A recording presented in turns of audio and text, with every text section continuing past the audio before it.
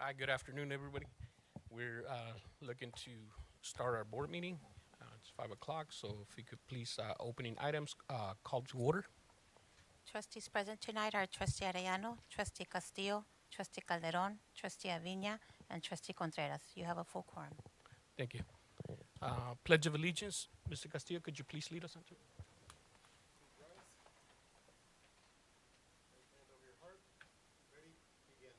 I pledge allegiance to the flag of the United States of America and to the republic for which it stands, one nation, under God, indivisible, with liberty and justice for all. Thank you.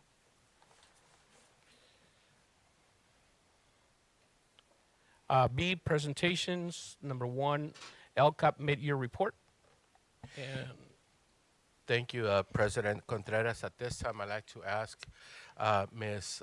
Elisa Ramirez, our Assistant Superintendent of Educational Services, to present our required mandated mid-year LCAP report. Ms. Ramirez?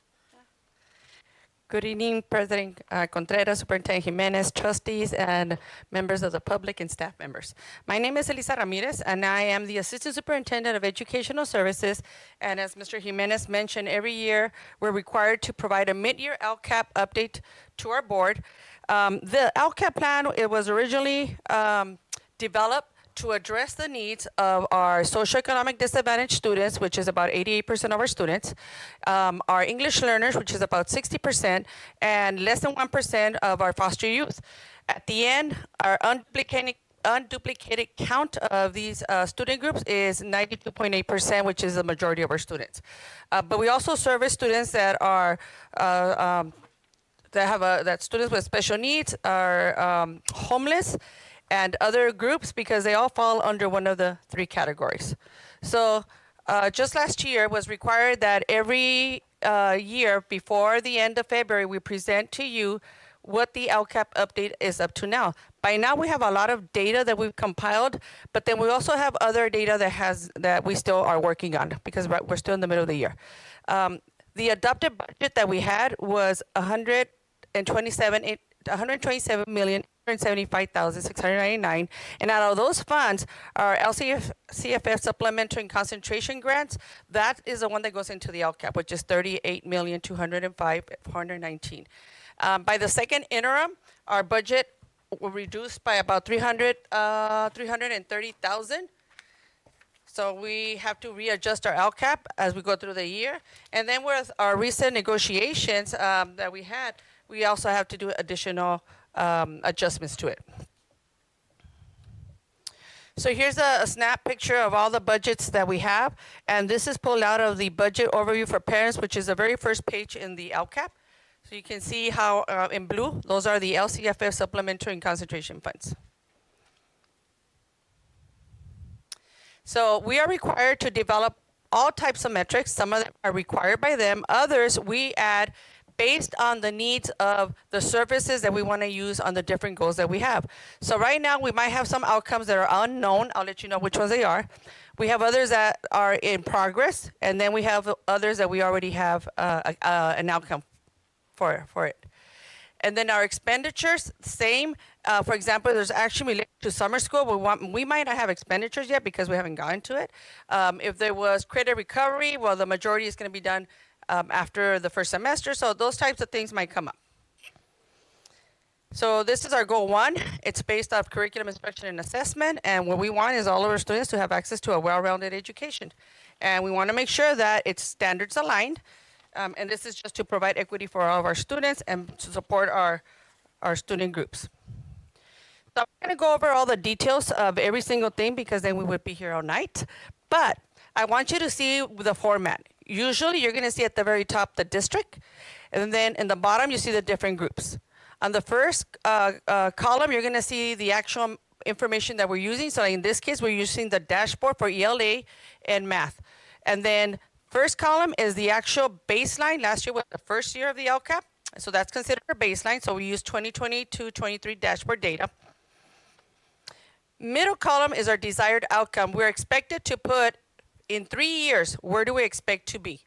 And then the last column is the actual data. Final column says status, so this is final data. If it's not final, I will mention it to you. But one of the things I want you to see is that there is data that, for example, this first one, we went from 64.3 points below level to 66.4. In this case, in the dashboard, the bigger the number means that we regressed a little bit. So here, as a district, we went about 2% or 2 points backwards. But then we have other students like our EL group that used to be at 97, now they're at 95.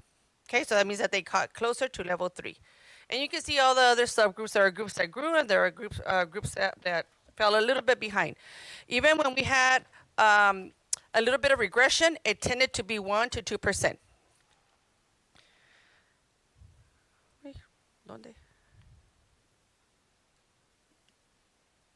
Okay, so this is SPAC data. It's different from dashboard. SPAC data is going to check if our students are meeting or exceeding. So in this one, the bigger the number, the better. So if you see as a district, there was a slight regression, but then you look at other groups and you can see some growth in some of the groups. Like our students from disability, they went from 5.85 to 6.65. And then in math, the majority of our groups went up a little bit. Again, slight percentages, but we had gains. The CAST is the science test. So this one, almost all of the groups went up. Slight gains, but they all went up. We also look at our diagnostic test called iReady. Right now, you see how it says blue, it's in progress because we give it at the beginning of the year and at the end of the year. But if you look at the grid on the bottom, there's been a lot of growth in the past from the fall to the spring. So in 2023-24, the very first 2 columns is about elementary, and in reading, we jumped from 10 to 28. In math, we went from 3 to 26. So I just wanted to show you a picture in time of what it would look like from here till May when we do the last part of the iReady. Results is a new test and a new metric that we have. This is to see if our kinder students, how prepared they are with their phonics and their phonemic awareness by the end of kinder. So that test is not going to be assessed until end of spring. So around May is when we're going to be having, those are one-to-one tests with the little ones, with TK kinder and first. 1.8 is the English learner indicator percentage. This tells us how many of our students are going from level 1 to level 2, 2 to 3, and so forth. And if they were already in level 4, did they maintain? So here we did grow from 43 to 46. Then we have the LPAC, which is the actual test. We wanted to see how many of our students were at a level 4 because a level 4 is needed to be able to reclassify. So you can see that we had gains there. Our EL reclassification percentage, we had an increase also. And then our LPAC levels 3 to level 4. There's a slight, the way we did the data is a little bit off. So Elevation is a program that we use that we originally intended to use, but the data from Elevation is not live. So for example, if a student reclassified, but was missing or was on track to reclassify but then missed the grade at the end, that data wasn't updated. So the second part, we use CalPATS. So moving forward, we're going to update this and just use CalPATS because CalPATS is the most accurate data. Then we have the level 4 reclassifications. We want to monitor those students who met the level 4, which is the minimum they have to have, and then hold meetings with them to make sure that they're able to reclassify. So we're around the 70% still, and we're holding all kinds of activities for these students to make sure that they reclassify.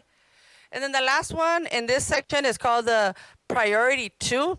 This is the local indicator. That's one that we send a survey to all of our staff, and then they tell us where they think they have to provide additional support or needs.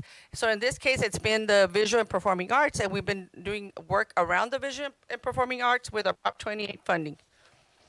We still don't have that survey. We do that towards the end also in May. So that will be our final data in the 25-26 LCAP. And then the other one was, the other thing we have to provide is if our teachers are appropriately assigned based on their credentials. The state provides this numbers, and most of the teachers that do not have our credentials because they're a brand new year 1, year 2 teachers. But we're at 92.4%, which is very high compared to the state.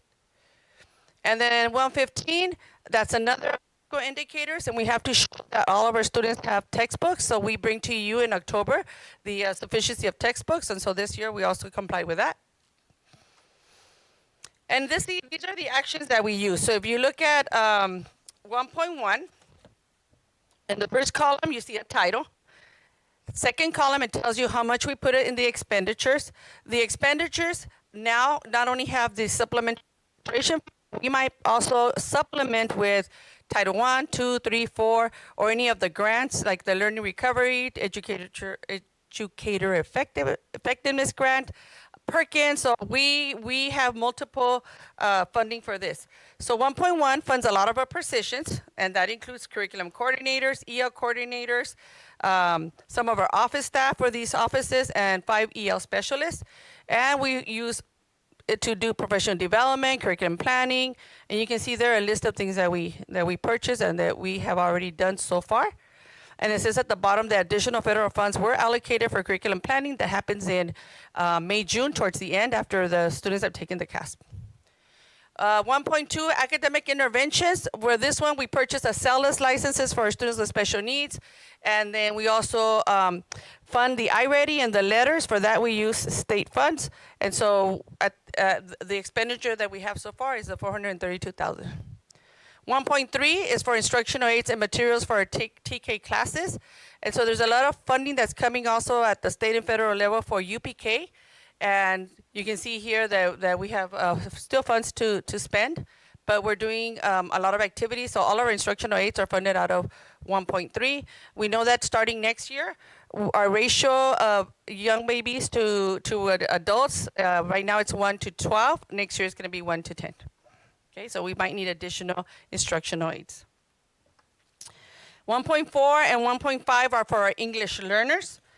We have two different types of funding. One of them is for our students, multilingual learners in general, but 1.5 is for our long-term English learners. The state required that this year we address long-term English learners.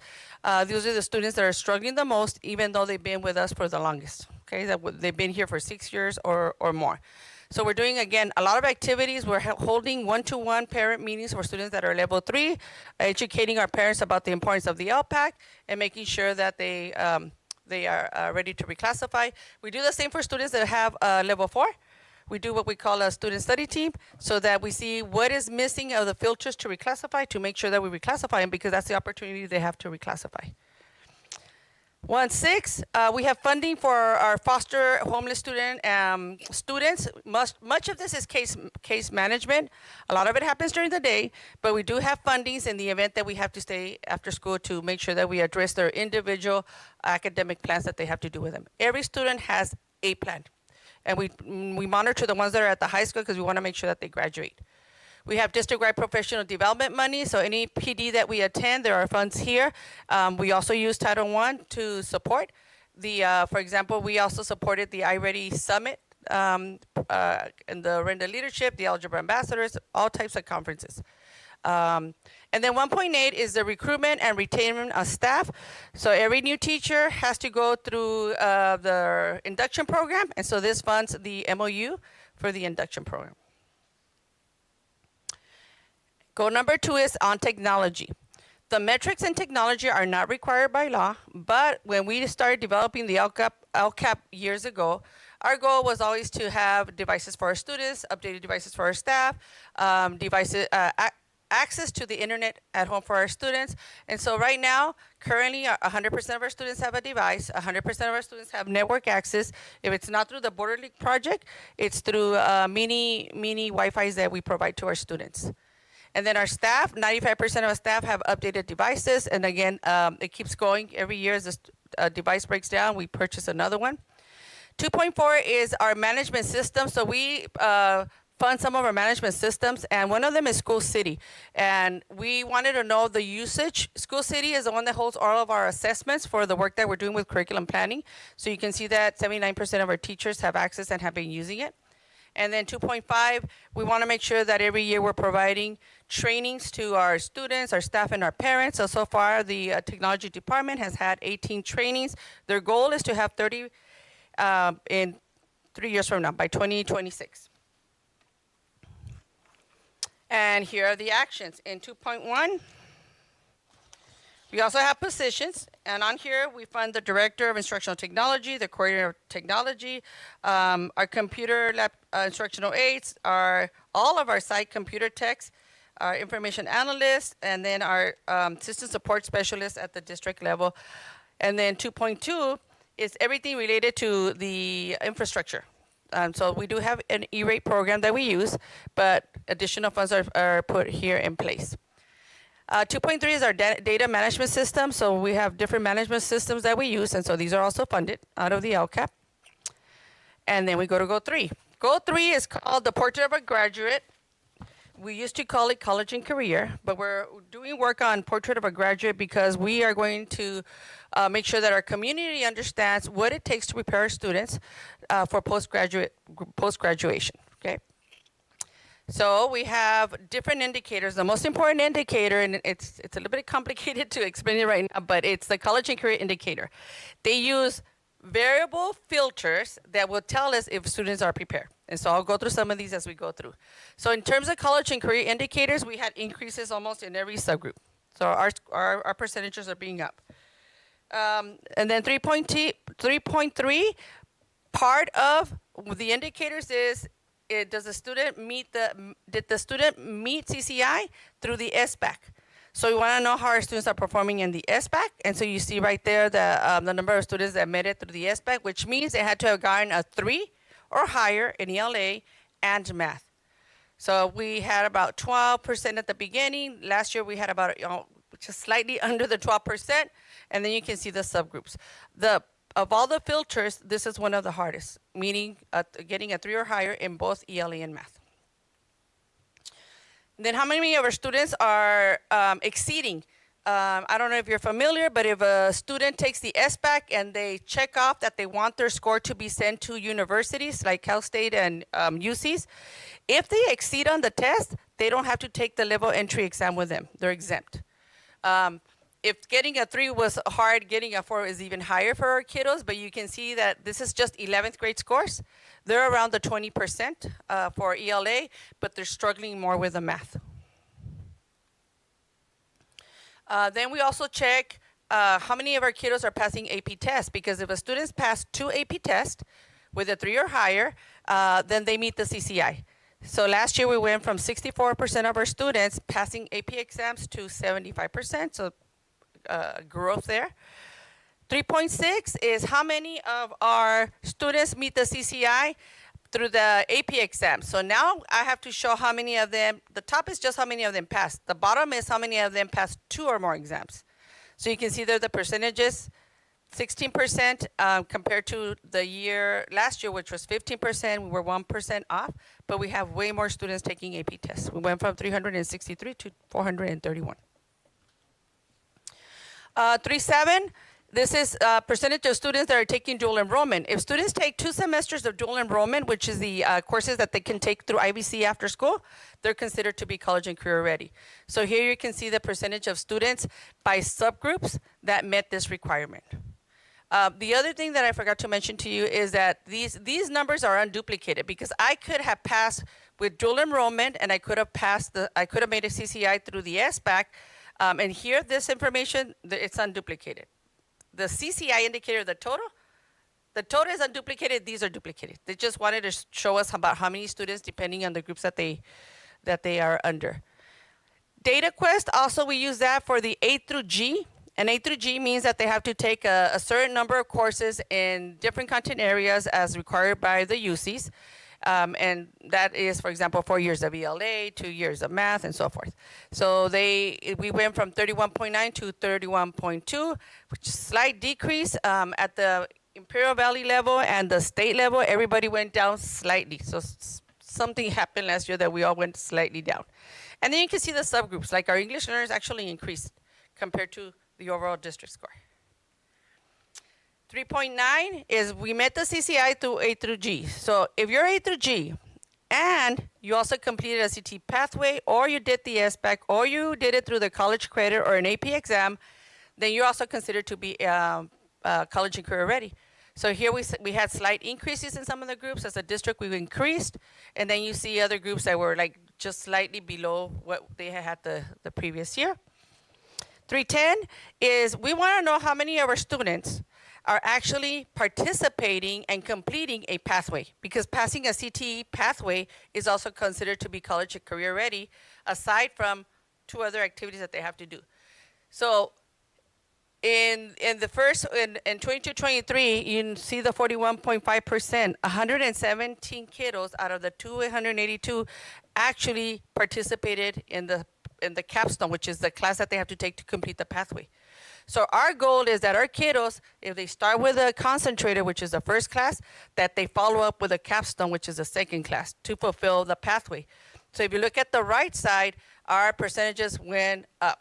So out of the 279 students that were enrolled, we had 252 actually finish the capstone too. So that percentage is more than doubled.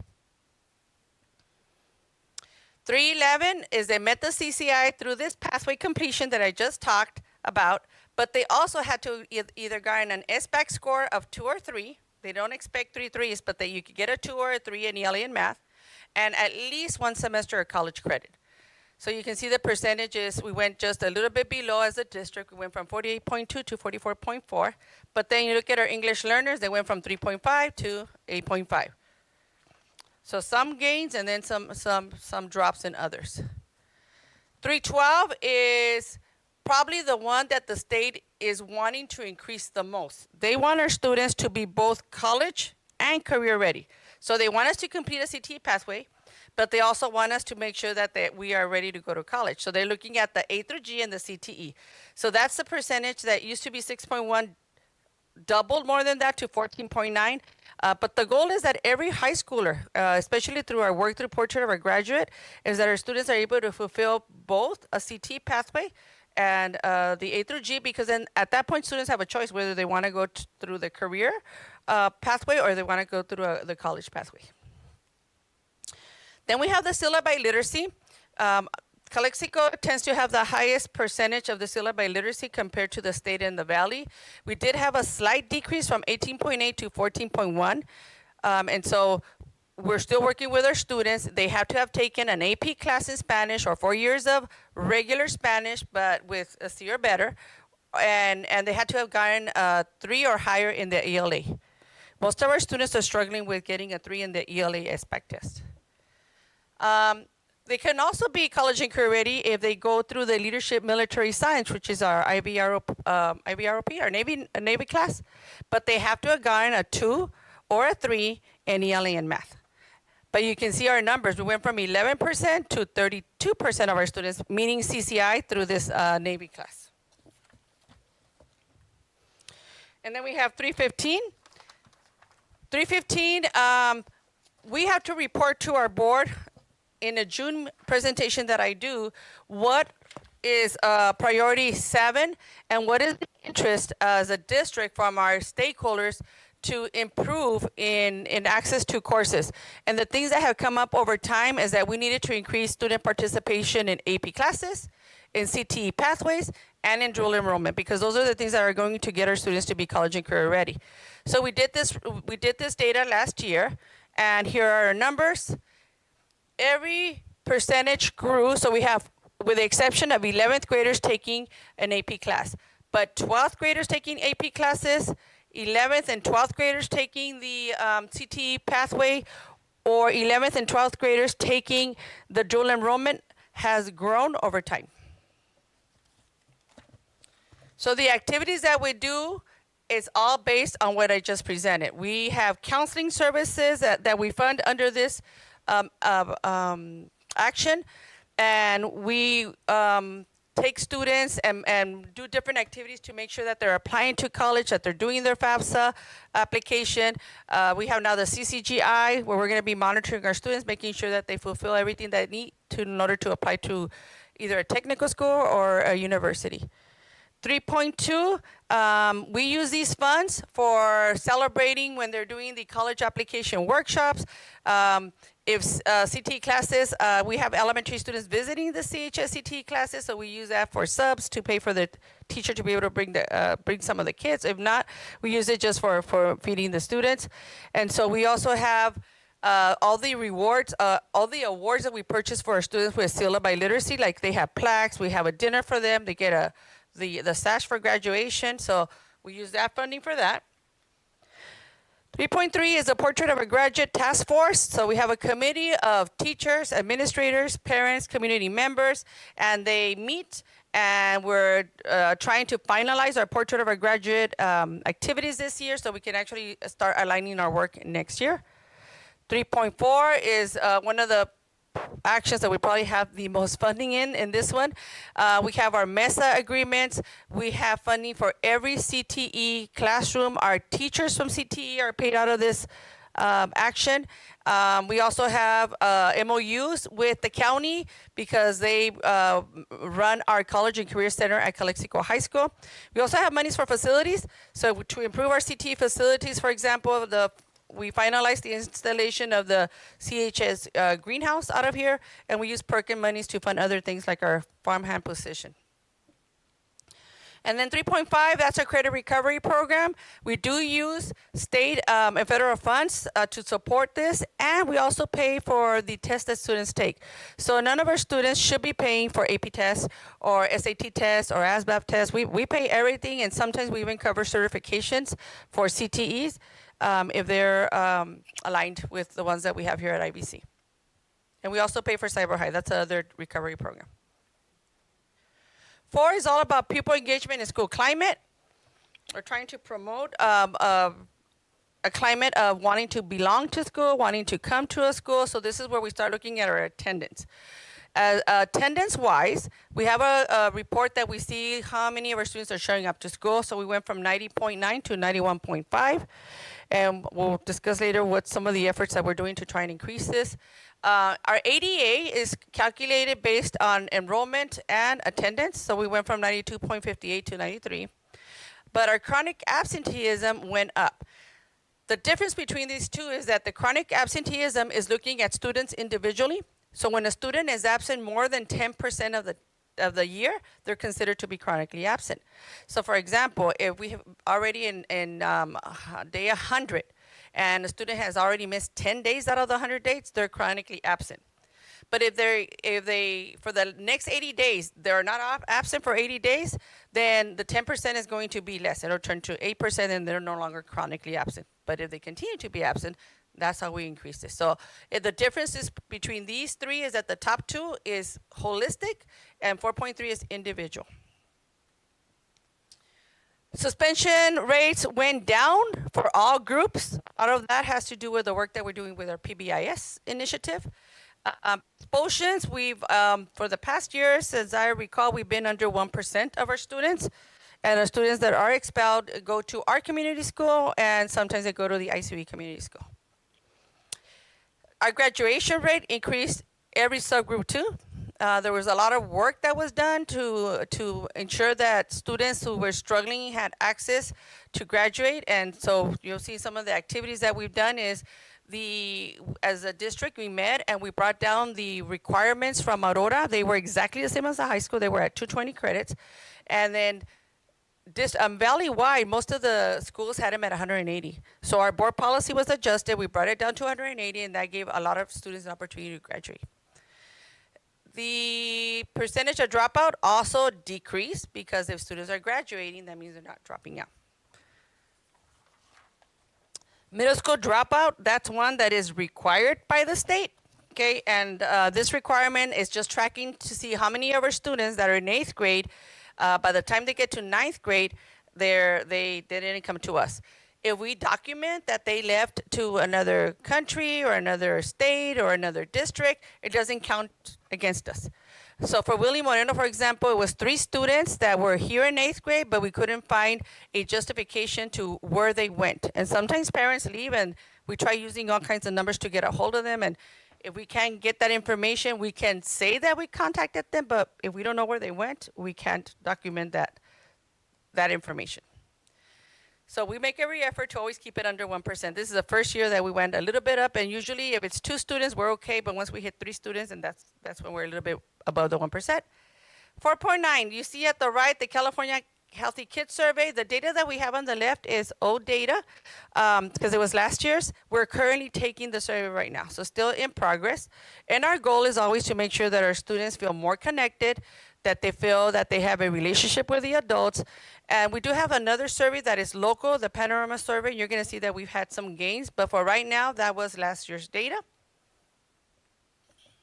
And then the meaningful participation, we learned through one of our trainings that we talked about technology and the different generation of students and how the participation, feels harder and harder with time because of the technology in which they were born and the short attention span that they have. So we need to be working towards, making adjustments to instruction to make sure that we attract the students when they are in our classes. So we still don't have that data, it's in progress.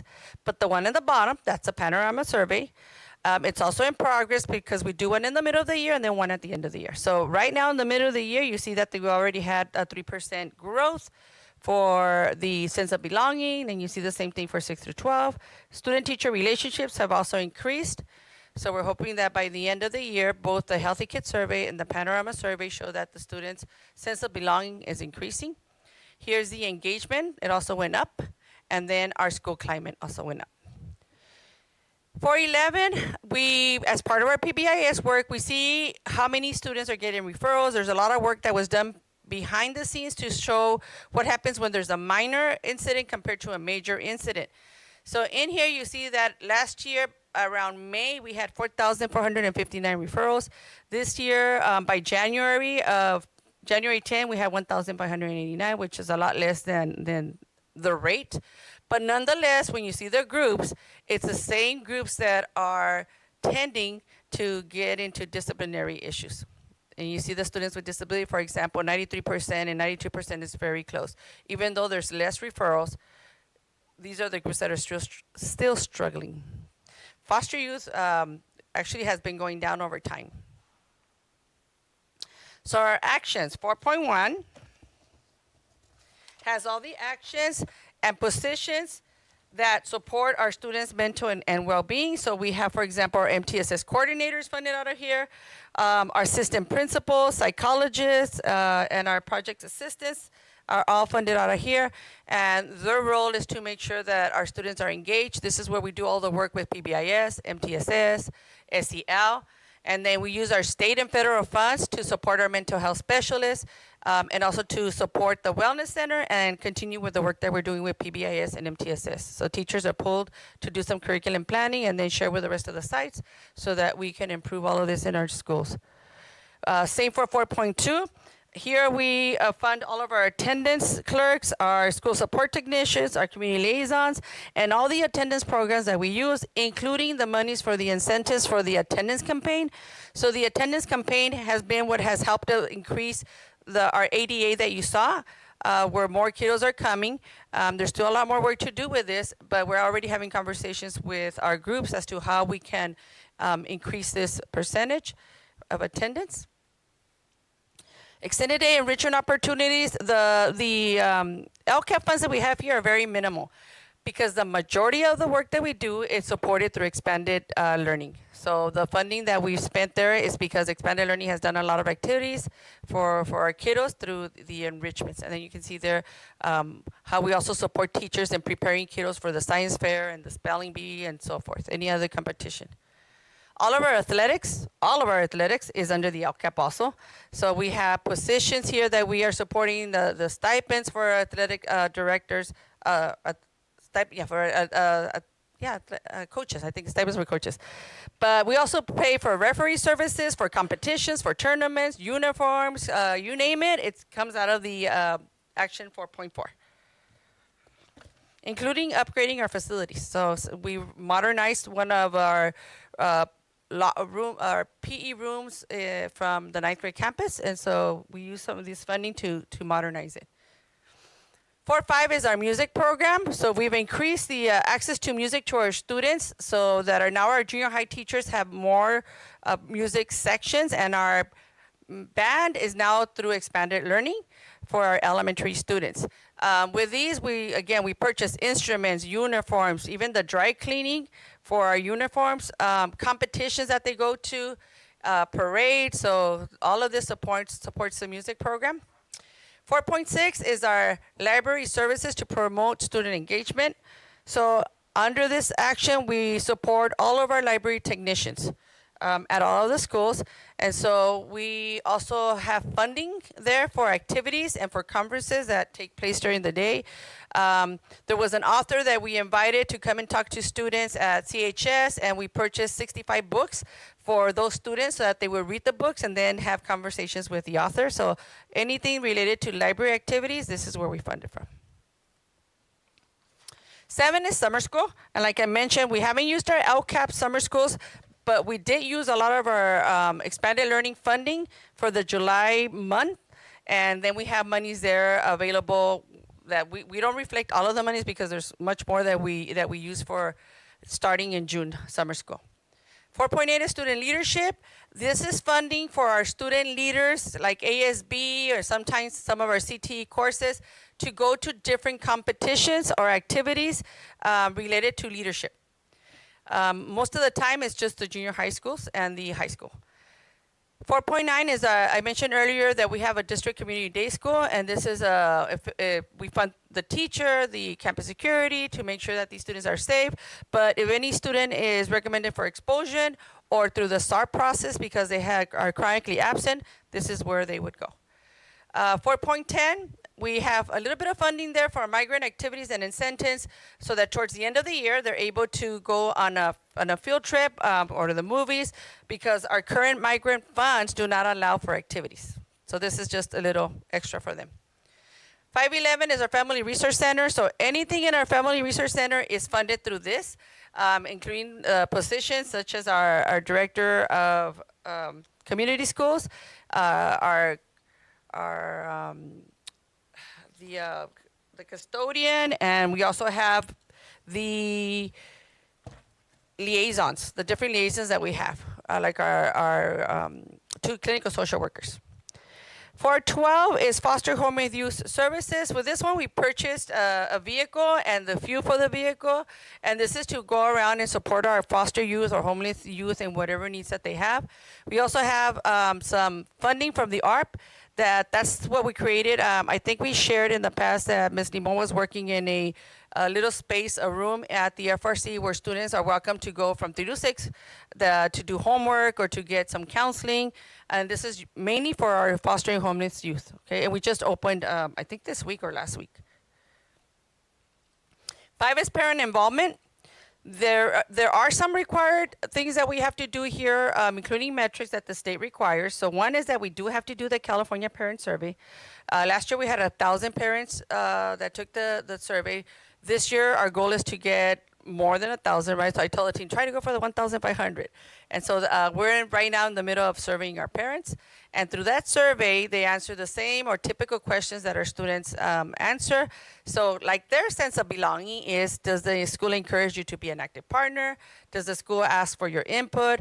Do they ask you to participate? For the majority of this, our parents always score us over 90%. Then we ask them how involved they are in school. And if they are part of a committee, usually this is our lowest percentage, and we went from 6% to 12% last year. So that means that they're in school site council, ELAC, and so forth. If they've attended a school classroom event, 75%, parent meetings, 83%, and then teacher conferences. So this is one that's required. We have a self-reflection tool. We share with our parents everything that we do to support them, all the trainings that we've had in the past, and then we give them a tool that they have to answer questions. And the ones we scored a 3 on were 3 items. The first one is that they feel that we could do more work in providing the resources for them to support student learning at home, that they want to increase the number of parents that are involved in the advisories groups that we have. And then the last one is that they want to be part of developing our policy programs, but they don't understand them, so they're asking to provide some training on that. And the last one, just to show how many of our parents are participating. Last year, we had our online programs. The first 3 require them to take courses that are sometimes 8-week long. And then our schools overall had over 1,500 parent workshops throughout the year. As a district, we had 650 different participation, 1,500 parents participating in workshops. And in the district, we had over 650 parents attending the different workshops that we offered as the district level. So we've seen parent participation increase compared to other years.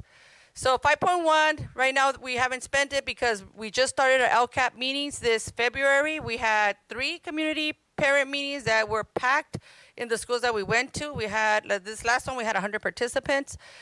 Between staff members and parents. We even have high school students showing up and participating. We also have monies for parent incentives. There funds like ESSER funds do not allow us to buy refreshments for our parents, but through the LCAP, we now have a little bit of money for every school to buy little things for our parents like lanyards, pants, cups for them being part of the different academies.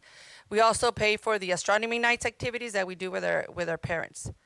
5.3 is the trainings that Alejandra Limon does with her team.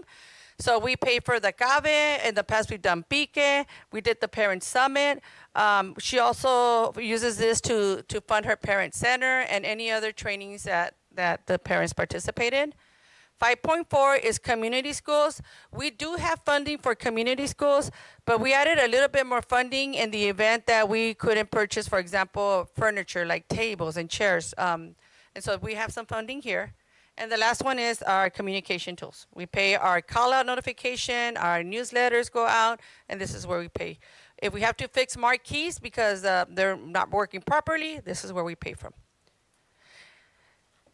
Safety is goal number 6.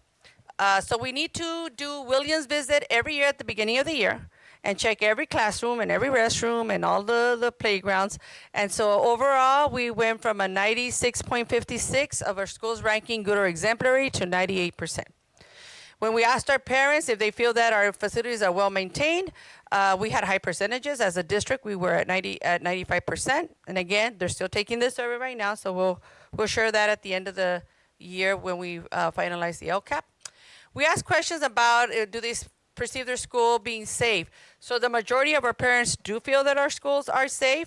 The majority of our parents feel that our schools are a supporting and inviting place for students. When we talk about weapons and tobacco and vaping, those are questions that are also in the survey, and the majority of our parents do not see vaping, alcohol, or tobacco as a large problem. We know that do have students that have these go through these use these risk, whether the risk behaviors, but the majority of our students are not involved in any of this. So here's the alcohol, drugs, and e-cigarette. Again, the majority of our parents feel that it's not a major problem, but our goal is always to reduce it to a smaller percentage. And the other thing is that there's a lot of perception, especially from our 5th graders. You're going to see the data, and it has to do with how if they hear rumors or because someone said it. Because for the students, it's by grade level. So this is called the California Healthy Kids Survey, which they're taking right now. So if you see the perception of the school being safe is a little bit smaller compared to the parents, but they still feel that the school is safe. Usually it's as the students get higher up, like in 9th grade and 11th grade, the percentages start falling down. There is a question for little ones if they feel safe going home. So that 75% was the response in 23-24.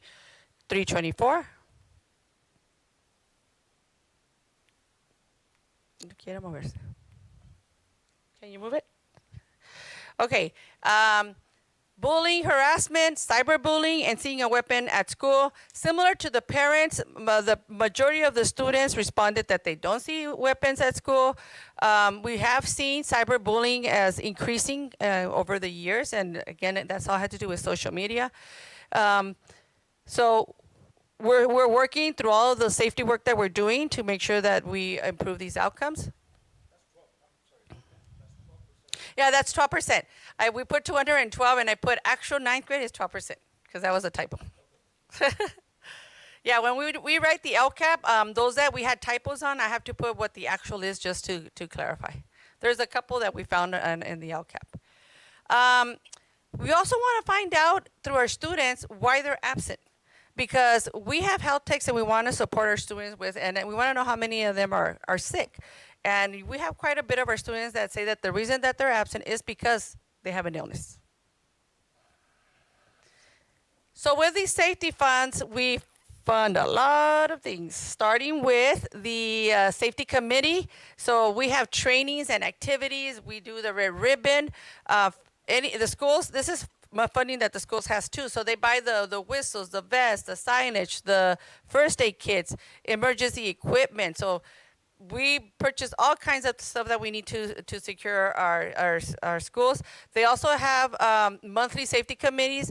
Mr. Hernandez, Officer Hernandez here, he has cafecitos, and the number one topic is always safety.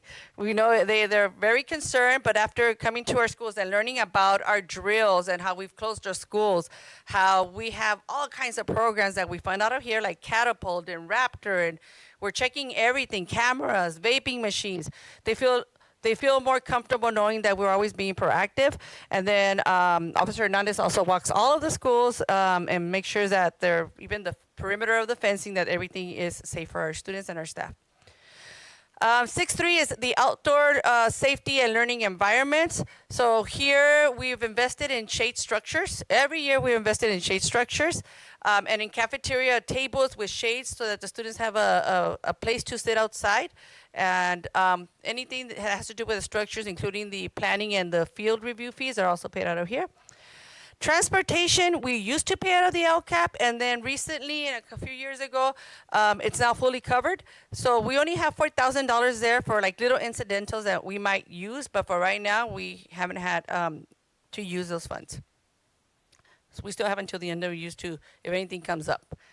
Here's our health services, and here we fund all of our health techs, and then our 3 LVNs or health specialists, and a percentage of our district nurse is also funded through here. We also purchase AEDs, and with AEDs comes trainings, and we also have to make sure that we certify them on a monthly basis, so all of that is covered under this section. And then 7 is not an LCAP goal funded by LCFF, but it is a new requirement that the state is giving us for schools that have a non-stability rate that is less than 25. What that means is schools where students go in and out, in and out. So almost in all state, in the entire state, the districts that get this money is through their community school or continuation, or like for South is Aurora, because students go to get credits and they leave and go back to the high school. And same for our students that are expelled. They're expelled for a semester plus 1 and they go back to their school of residence. So that's why they're getting the fundings. And they also have to have had 75% or more of our students that are socially economic disadvantaged. Our percentage is always 88%, so we always qualify. We also have to look at data for them. So we look at their standard met or exceeded in ELA and math. These are our students that have struggled the most through their experience in our K through 12 system. And that's why they end up going to Aurora to do some credit recovery. The LP, which is the English Learner Progress, them jumping from a level 1 to a level 2, from a 2 to a 3. You can see the percentage. We have about 1/4 of our students that are progressing. For Pinnacle Hall, there was only, I think it was about 8 kiddos last year, and so we don't have data for that. The number of students that are receiving a level 4 in the LPAC is very small for these students. Again, these are our struggling students that have gone through our system. And we have an amazing director. Is Joshua here today? Joshua Lopez, Mr. Lopez. He goes above and beyond to support these kiddos and make sure that they are successful and graduating. And he just sent us our graduation numbers. And he has many of our seniors, the majority that he will be able, through summer school and the work that they're doing, get their credits to graduate. I think there was only about 18 students that they really need to work hard with, because those are the at risk of not graduating. So our graduations rates also went up for students in Aurora. Chronic absenteeism, similar to our students, there's a lot of chronic absenteeism. However, Aurora's numbers are lower than the entire district. Ours were in the 40s, and those students are down to the 30s, with the exception of our students with disabilities and our homeless. Pinnacle Hall, on the other hand, which is our community day school, those percentages are high. Then our suspension rates went down for Aurora, and again, Pinnacle Hall, they still went down, but it's even high. And I remind you that Pinnacle Hall is a community day school where our students who have been expelled or are SARBed attend. So what the feedback to develop this goal was only going to be decided by the staff and community members and students from Aurora. So in order to address some of the metrics that we just talked about, like attendance, they hired a child and welfare and attendance specialist that works very close with the counselor. And when a student doesn't come, one calls the other, says it's time to go pick them up, and they'll go to their house to get the student and make sure that they come. So they're doing this on a daily basis to make sure that the students are coming to school. Our counseling does a lot of services also for both schools. And then we have a support staff, which is an instructional aid. The expenditure is not there because she had started late in December, and we only captured up to December. But she is supporting the independent study, the Pinnacle Hall, our community school. So what do we notice is there's a lot to celebrate and then a lot of work to do ahead of us. So we saw increases in some of our academic performances, especially our students with disabilities in ELA and math. We saw our science CAS go up. iReady has gone up. Reclassification and LPAC level 4s have gone up. Our LP has gone up. Increasing our attendance percentage overall when we do the grouping. But we need to work on our chronic absenteeism. And then our college and career went up, and our AP passing rate. We still need to work with our declining enrollment and increasing academic performance for student subgroups, and of course, improving attendance. But despite these challenges, we are committed to implementing the LCAP and putting in there the funds that are needed to be able to support our different student groups. And so with that, that's the end of the presentation. Are there any questions? Just thank you for the presentation. Just a couple of questions. One is, when you started the presentation, we were looking at areas of regression, right? And even though it's only like about 8% on the regression, what are some of the things that we're doing within the next 90 plus days to make sure that we meet those goals? We met them in the past, in Yes. Greece. Yes. So part of the work that we're doing with curriculum planning and alignment of our standards and making sure that we hit the standards that are most important. There's a lot of work working with them and adding instructional strategies. So for example, when we did this initial work, they were aligning the standards, they were doing the tests, they were meaning to look at the data. But this year, every grade level is being pulled out to do training in math and ELA. So we schedule them, so now they're actually taking smaller group training instead of just the large summer institute that we do in August. For our students reclassification and English learners, they're having meetings one-to-one with the students and the teachers to see how students can progress. They're holding level 3 meetings for our students who are at level 3, including the ones at Aurora, to make sure that they jump to a level 4, because they need to have a 4 in order to reclassify. In attendance, aside from all the work that we're doing with the campaign, we also I'm starting to have conversations with our teachers about what can you do in the classroom to motivate our students to come, because it takes the whole village to go all hands on deck. I tell them all the time. So you also need to help us. We're doing the incentives, but you can help us by making sure that students want to come to your class and know that they can come and probably make up some work or test that they scored low. So we're having those conversations with our staff. CCI, for example, we're starting to talk with our teachers, like our Navy our Navy chiefs, I think the chiefs, because they know that they get credits or CCI for being in the Navy, but what they might not know is that they also need to do good in the SBAC. So just having conversation with their students and telling them, hey, when this test comes up, take it very seriously, because it's going to help you at the long run. So little things like that we're doing. There's still, like I said, more work to do. Probably for the one that I feel it's the hardest, and we've had more conversation, is just the chronic absenteeism. That's the one that we have worked with parents. We're doing SART meetings. We're doing SARTs and SARBs, and that's probably the hardest one that we've encountered. Thank you. And I guess the second question is on the properly assigning teachers, right? again, we're on that like 8% difference, and I know that we're doing better than the state in other people here in the county. But what's some of the stuff that would prevent us from properly assigning individuals? So the teachers have the credential that they have to teach. The problem is that when you're going through your teaching credential, while you're going through your credential, you're allowed to work. And they go under different certificates like the PIP and the STIP. And so that's why they're not highly qualified, but they are teaching in the area that they have to teach. And like I said, with us, we go to other trainings, and we've heard people from other states that they would, especially in the summer when we were in Abbott, that says, we have like 57 teachers that we don't have. And others, we have 100 teachers that we have to recruit, and go, well, we don't have that issue. Because we grow our teachers, and our teachers stay with us. They don't leave us, and then we have a lot of support for them through the induction program. So it's a pretty high number compared to many places. Thank you. I have no other questions. I don't know. I usually have a question or comments. So, great presentation, Elisa. A lot of great things happening. Program support, a lot being done for kids. A lot. All groups, right? Like you said, so there's a lot to celebrate. A lot of great things happening here. But I think overall, we're still struggling with the math and the ELA for more of our elementary kids. Maybe everywhere, because elementary feeds into junior high. I see some students having a lot of success. The kids who are ready for college and career. That's awesome. If every child can come out like that, that'd be amazing. But that's just some kids, right?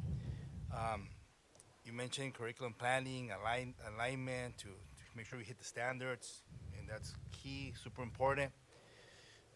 But I think that's what we've been doing that for like forever. I remember when we started the LCAP, 2014. I think that was the first year, more or less. Seems like every year, every time it's the same goal, but something's happening. We're still not performing high for most kids. I don't know, just something that I keep thinking, what's happening? Something's not working. Yeah. So over the history, because we have all the data from the history, and it's been like that for a while, but there was no system in place. As a district, when I came in, I have no idea how the students were doing in elementary, even at the high school. And you were part of it, over 25 years ago, we were already doing this work, and it was ran by teachers, not by administrators. And I was collecting the data for the entire district, so we had someone in charge, and there was a system. When I came here, we noticed that the system only stayed there among teachers because the administrators were not part of the system. And one of the things that we learned is that we need to have from the district office to the administrators to be part of the system. And so we're establishing the system. The other thing that we know is that, for example, I have 2 curriculum coordinators that would have to do all this training. So I challenged them this year, and between my 2 coordinators and myself, we did a training in math, because we saw the scores for our 6th grade teachers, 5 different sessions. We prepped them on what they had to teach. We did content knowledge, we did curriculum knowledge, and we did pedagogy. So that's what's missing for all of our teachers, especially elementary, because they're not expert in the content. They have to teach 5, 6 different things. So when working, we realized that. And so next year, we say we're going to do it for 5th grade. And then the year after that, we're going to do it for 4th grade. So we're trying to address the math ourselves with just 3 of us, 1 year at a time. Okay. Well, like I said, a lot of great things happening here, but it's just something that it concerns me. It concerns me because I've been part of the planning, like you mentioned, and I think we can do better. There's a lot of talent here in Calexico, lots of money, a lot of money being invested over so many years, and I don't know, we should be a stellar model school district, recognized at the state level. Why not? It is possible. You mentioned the word system, and there's a phrase out there. Every system is perfectly designed to give you the results. Yes. So the results we get is because of the whole system. Yeah. So maybe looking at the system and. It does take years, though, to develop a system. Because when we did the work, we didn't get it done within the first 2-3 years. It took us sometimes up to 8 years, and we still were noticing things we could have done better. So we're going in that direction. The other thing that I need to remind people in this community that maybe doesn't come up, but 92% of our kiddos are unduplicated. When you look at other districts, they don't have the groups that we work with, which are the most needy students. We in Calexico have the highest English learners in the entire state. Other districts have only 13, 15, 20 students that are English learners. We have 60%, thousands of kids, okay? So our teachers have to work extra hard because these students come in with already less words in English, less prepared in math. We're looking at data comparing students whose parents have a high school degree and a college degree compared to those that don't, and it's like a 15 to 20% difference. So we know that we have very needy children, and so that's why it might take us a little bit more time, but it's not impossible. I mean, we'll get there. Yeah, yeah. And with all these needy children comes money. Exactly. help 'em out. Yeah. And if I could just add really quick, Mr. Avignon, on that, and thank you, Mr. Ramirez. And I think that's why it's so important for us we know how the state is going to measure us. It's not a secret, right? It's not a mystery on how public schools in the state of California are measured by grade level. The state tells us this is how we're going to measure your success at the end of the year, right? It is through a standardized testing process. Whether we like it or not, regardless of what our personal beliefs or philosophies or opinions are on standardized testing, that ship has sailed, right? That standardized testing with the CSTs that started many years ago, that's how we're measured. And the state says in kindergarten, these are the standards that kindergartners need to learn, right? This is what they need to acquire. And in first grade, these are the standards that first graders need to learn, and so on and so forth, with the concept that what they learn in kindergarten is going to prepare them for first grade, and what they learn in kindergarten and first grade is going to prepare them for second grade, and what they learn in kindergarten and first grade and second grade is preparing them for third grade, right? So that's kind of like the scope and sequence of our educational system, and how we are measured. So one of the big focuses that I just tip my hat off to our teachers, all of our support staff, to educational services, is really focusing on the standards by grade level that we're going to be measured by, right? That our success level, these numbers right here, are going to increase by looking at what is the expectation of the state by grade level, by subject matter, math, ELA, science, social studies, whatnot.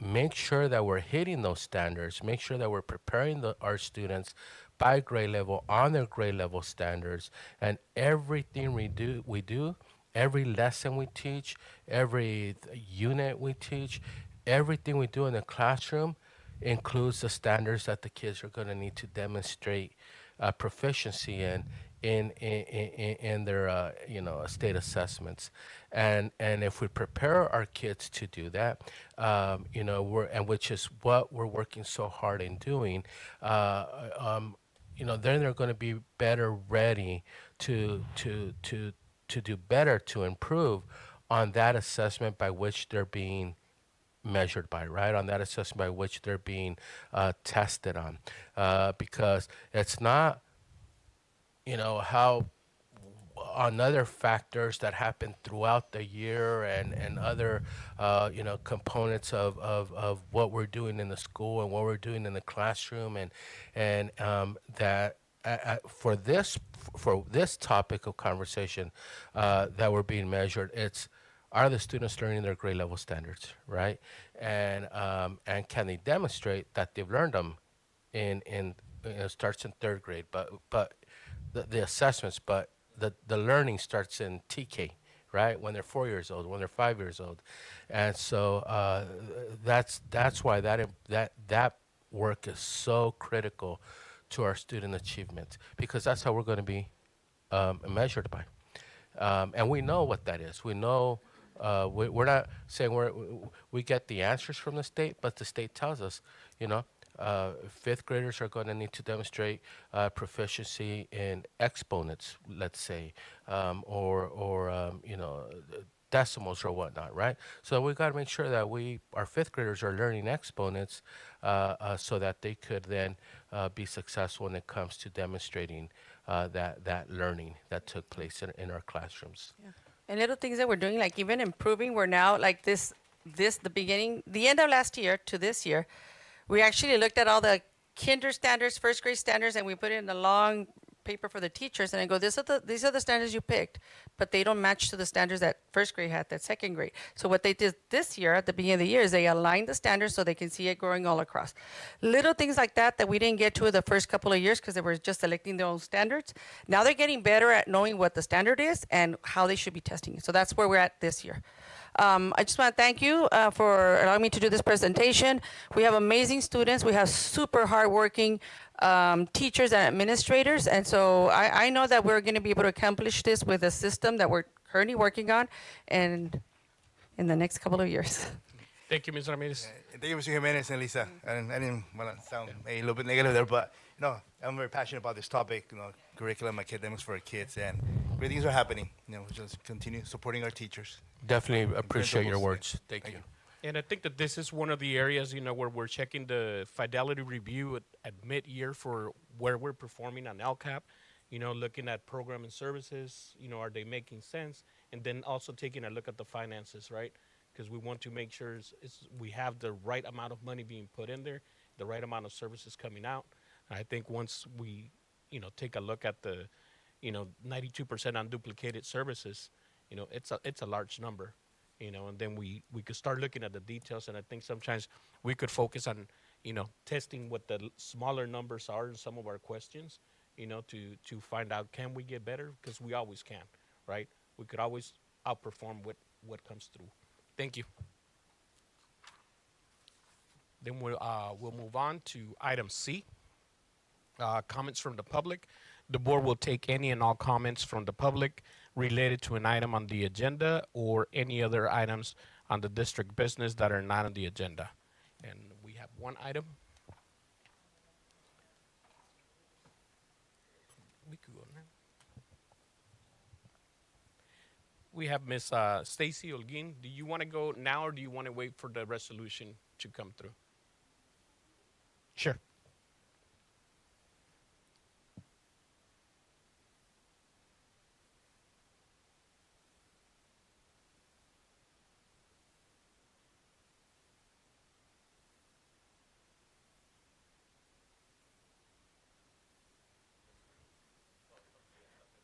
Que me estoy escondiendo. Soy madre de la escuela César Chávez y hoy no solamente vengo en representación mía ni de mi amiga, vengo en nombre de los 763 alumnos y padres y familias que somos. Hoy venimos a solicitar respetuosamente, por favor, a reconsiderar la decisión de destituir a nuestro subdirector o vice principal, al señor Jesús Flores, de su puesto en nuestra escuela. Entendemos completamente que esta decisión se toma en función al número de estudiantes, pero nuestra escuela tiene programas como educación especial, más aulas de kinder, TK, estudiantes que tienen grandes planes y proyectos para su futuro, y pues eso se ha reflejado en nuestros estándares académicos, emocionales, nuestro nivel de seguridad. Es impresionante desde que Mr. Flores está aquí con nosotros. Hacen una mancuerna increíble con la señora Molina y sobre todo la comunicación con nosotros como padres es excelente. No hay manera de que nosotros tengamos una queja, una querella. El señor Flores ha sido un líder, mentor y defensor invaluable para los estudiantes y el personal de César Chávez. Su dedicación a fomentar un ambiente de aprendizaje positivo, su compromiso con el éxito de los estudiantes y su capacidad para conectarse y apoyar a los estudiantes ha tenido un impacto duradero en nuestra comunidad escolar. Además de, como les digo, se ha dedicado a establecer excelentes relaciones con nosotros los padres basados en una comunicación precisa. Bajo su liderazgo ha contribuido enormemente a mejorar el comportamiento, la disciplina de nuestros estudiantes, creando un clima de confianza y paz en el campus. También apoyando actividades extracurriculares. No sé si por ahí les pasaron las fotos de cuando tuvimos el Turkey Run y muchas otras actividades. La verdad, académicamente, emocionalmente, culturalmente y socialmente hemos avanzado mucho en nuestra comunidad. Remover al señor Flores, que es nuestro subdirector o vice principal de nuestra escuela, sería una pérdida significativa y perturbaría el progreso y la estabilidad que tanto han trabajado nuestro personal y estudiantes para cultivar. Creemos firmemente que su presencia es esencial para mantener los estándares altos de educación y bienestar estudiantil que hemos llegado a valorar y a crear en nuestra escuela, César Chávez, su escuela, y bienestar estudiantil. Nosotros solicitamos respetuosamente a la Junta Escolar reconsiderar esta decisión, por favor, y permitir que el señor Flores continúe sirviendo en nuestra comunidad escolar. Muchísimas gracias. Muchísimas gracias, señor Alguín. Gracias. Muchas gracias. Item D, consent agenda. We will pull item number 7 for discussion action. All items appearing will be acted upon by one motion without discussion unless any items are pulled for a separate consideration of this action. I'll make a motion to approve pulling item 7. I have a motion by Mr. Castillo. I'll second. A second by Mr. Arellano. All those in favor, please signify by saying aye. Aye. Aye. Aye. Motion passes 5-0. Item number 7, Mr. Jimenez. Thank you so much, President Contreras. Under item number 7, I do request of the board to pull the new hire employment of kindergarten's preschool teacher from the employment report and approve the rest of the employment report as is. I'll make a motion to approve. I have a motion by Ms. Calderon, Aye, second. second by Mr. Albina. Any questions? All those in favor, please signify by saying aye. Aye. Aye. Aye. Aye. Aye. We have 5-0, so motion passes. Item E, 1 superintendent report. Thank you so much, President Contreras. I want to start off by congratulating our Calexico High School boys soccer team who find themselves in the CIF finals coming up this Saturday at 1 o'clock in San Diego. Our boys, very own Calexico Bulldogs, hosted Scripps Ranch on Wednesday, yesterday, and secured a 2-0 victory. They now advance to the San Diego State Section D1 championship game, where they will face Point Loma at Bonita Vista High School this Saturday at 1 p.m. So I want to congratulate Coach Bernal and all his assistant coaches. I want to congratulate the parents who are always there supporting their students. I want to congratulate our student athletes for playing with so much passion and dedication and commitment, and of course our entire Calexico community. And we just go Bulldogs.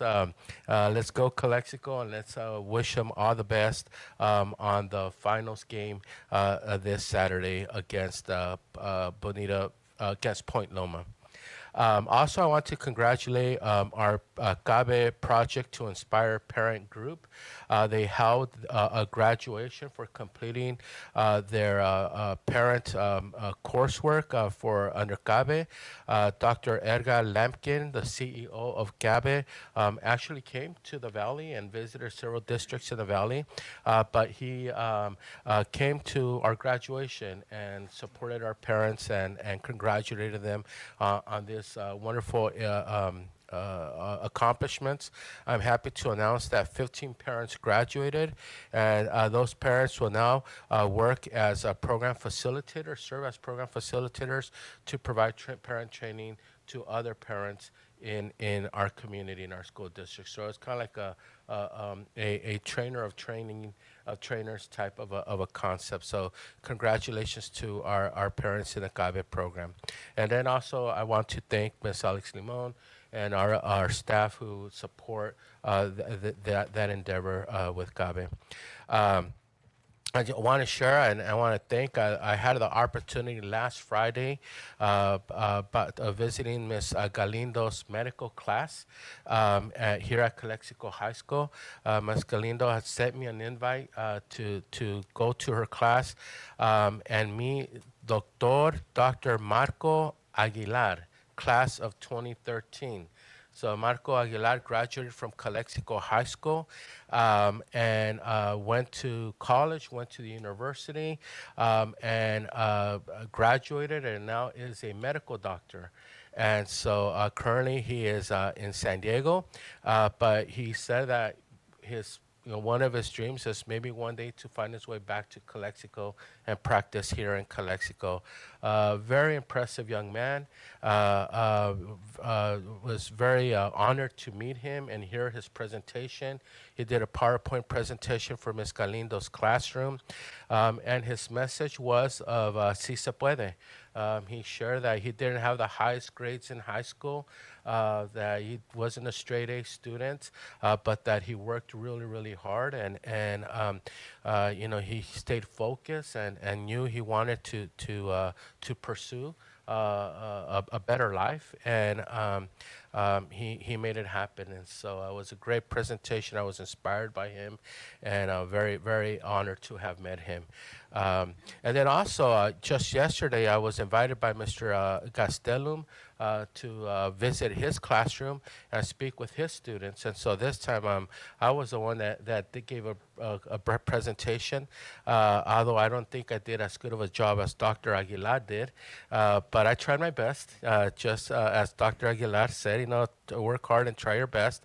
But I presented to Mr. Gastelum's entrepreneur classroom and shared my story and shared my upbringing and how I grew up and a son of immigrant parents and who came to this country in search of a better life and worked really hard and to give me the opportunity to that they didn't have in their lives, and for me to have options and to say I want to go to school or I want to get a trade or join the military, and to have options. And my options were to go to school and go to college, and so talked a little bit about my life, and had a great time in Mr. Gastelum's classroom. Answered some questions from the students. They wanted to know what my salary was. They wanted to ask me how long it took me to do what I'm doing now. I told them it took me close to 30 years, and they're like, 30 years? That's a long time. I said, but I didn't start here, right? I started 30 years ago as an instructional assistant, as a teacher, assistant principal, so on and so forth. So it's been a career journey. But congratulations to Mr. Gastelum's classroom and what they're doing in there. He shared with me that they participate in the stock market game where they start up with $100,000 and they compete with other districts throughout the state and see how many could convert $100,000 and make more in the stock market. And currently, we're in like the top 10 in the state of California. And so we're going to be highlighting that in our next school newsletter coming up. And so I'm really excited and proud to have done that. And finally, our Tuesday, we had our last LCAP meeting at Jefferson Elementary School. Again, thank you to Elisa and her team. All of our folks who were there, all of our school administrators, our food services staff who provided a great dinner for all of our participants. But thank you to our parents. I want to thank our parents who were there, engaged and getting involved in their students' education and providing input and feedback on what we're doing here in Calexico Unified School District. It was wall-to-wall. Almost standing room only. I think I stood up the whole time, because there was no more seat for me. But it was well worth it. So thank you to everyone. And last but not least, yesterday and today, Ms. Calderon and Mr. Arellano and I had the opportunity to attend a workshop on student achievement, and we talked and learned about exactly what Ms. Ramirez was going over today on how can we have a higher performing student achievement school district. And they shared the story of a school in LA, not in a very nice part of LA and high poverty and whatnot, Hoover Elementary School, where they have similar demographics to us, and they have a very high performing a school district, a very high performing student body. And one of the things they attribute that to is this alignment with their curriculum to the standards that the kids are being tested on. So you know, we're working really hard, and I want to thank our all of our staff, all of our classified staff who support everything that's taking place in the classroom. I want to thank our teachers, our administrators, all of our district office support staff to be a student-centered school district. That's what we want to be, that everything we do is for our students, and we ask ourselves, is that good for kids? Is that good for our students? And if it is, then let's do it. Let's make it happen. Thank you, Mr. Contreras. Thank you. Item 2, ROP Committee, Ms. Calderon. Yes, 1 week ago, I attended my very first IV ROP board meeting. There were a couple of new board members there that I got to meet. And just wanted to announce that the 16th annual Dancing with the Stars, which is an educational scholarship fundraising event, will take place on Friday, May 2nd in Winter Haven. If anyone is interested in buying a ticket to attend, I've never been myself. This will be my first time. I hear they're lots of fun, and I mean, just the purpose alone, right, which is with an educational purpose. So if anybody's interested in attending and you need a ticket, let me know, and I'll make that happen. Thank you. Board reports. These are informational reports by the board. No action is taken. Mr. Arellano. Thank you, Mr. Contreras. First of all, I want to thank Ms. Ramirez for the presentation. You weren't kidding. We could literally spend all day here just talking about all the work that you're doing. And I wanted to thank everyone. It takes a village to raise a child. So it literally takes everyone here in this room, staff, from proctors, janitors, teachers. It literally takes everyone. And I think it's easy to just look at all the information and point out what we're doing right, what we're doing wrong. I think, at least for me, I want to encourage you to talk to us and see how we can help you. I mean, that's what we're here for. So I also want to congratulate the boys soccer team. Mr. Bernal, he's doing an excellent job. He's been doing an excellent job for years now, so I want to congratulate him. Mr. Contreras, I promise I will not take everything. I'll leave something for you. I had the opportunity to attend the ICOE, Understanding and Preventing School Violence. I was there. Mr. Hernandez, Officer Vega was there. It was an excellent training. Thank you, Mr. Tadfanao, Alvaro Ramirez, who offered the opportunity for us to attend. He actually invited. I actually went through my work. He offered it to the probation department. And so we had the opportunity to send several officers, and I was one of them. Excellent training. I encourage the district to provide that training also, if they haven't, to the teachers, because it was very informative. Like you mentioned, Superintendent, we attended the Orenda workshop yesterday and today. It was very informative as well, and I'll leave it at that, so other board members can have something to say. Thank you. Thank you, sir. Mr. Castillo. Very good. Thank you, Mr. Arellano, and everyone for being here tonight. And I'll also keep it short. I'll keep it to 4 points and try and keep it short still. I think, first of all, within the last 2 weeks, when still continuing to visit school sites, I had a chance to visit Willie Moreno within the last 2 weeks to do a walk through the campus with Ms. Padilla and Ms. Arellano. Again, it was nice to see the campus again. That's where I first started teaching, so a lot of it was very similar, brought back memories, so that was nice. And hope to continue those site visits. Again, along with the LCAP, just want to recognize and thank Ms. Ramirez, along with your team, everyone in the district office, and of course the school sites that have spent time and effort and energy working on the plan. I think I had a chance, I know many of us did, attend some of those LCAP workshops. And the participation was great, the energy was good, the parent feedback was excellent. But again, that's to thank the team and all the support services that made those possible. I think along the LCAP, again, we don't have time, as we mentioned today, to do a deep dive, look at the data analysis, break it down. We'll have that probably over time. I know you and your team will continue to update us. But again, very important, as as mentioned, the activities, the goals, our targets certainly are in line with our mission here in the district.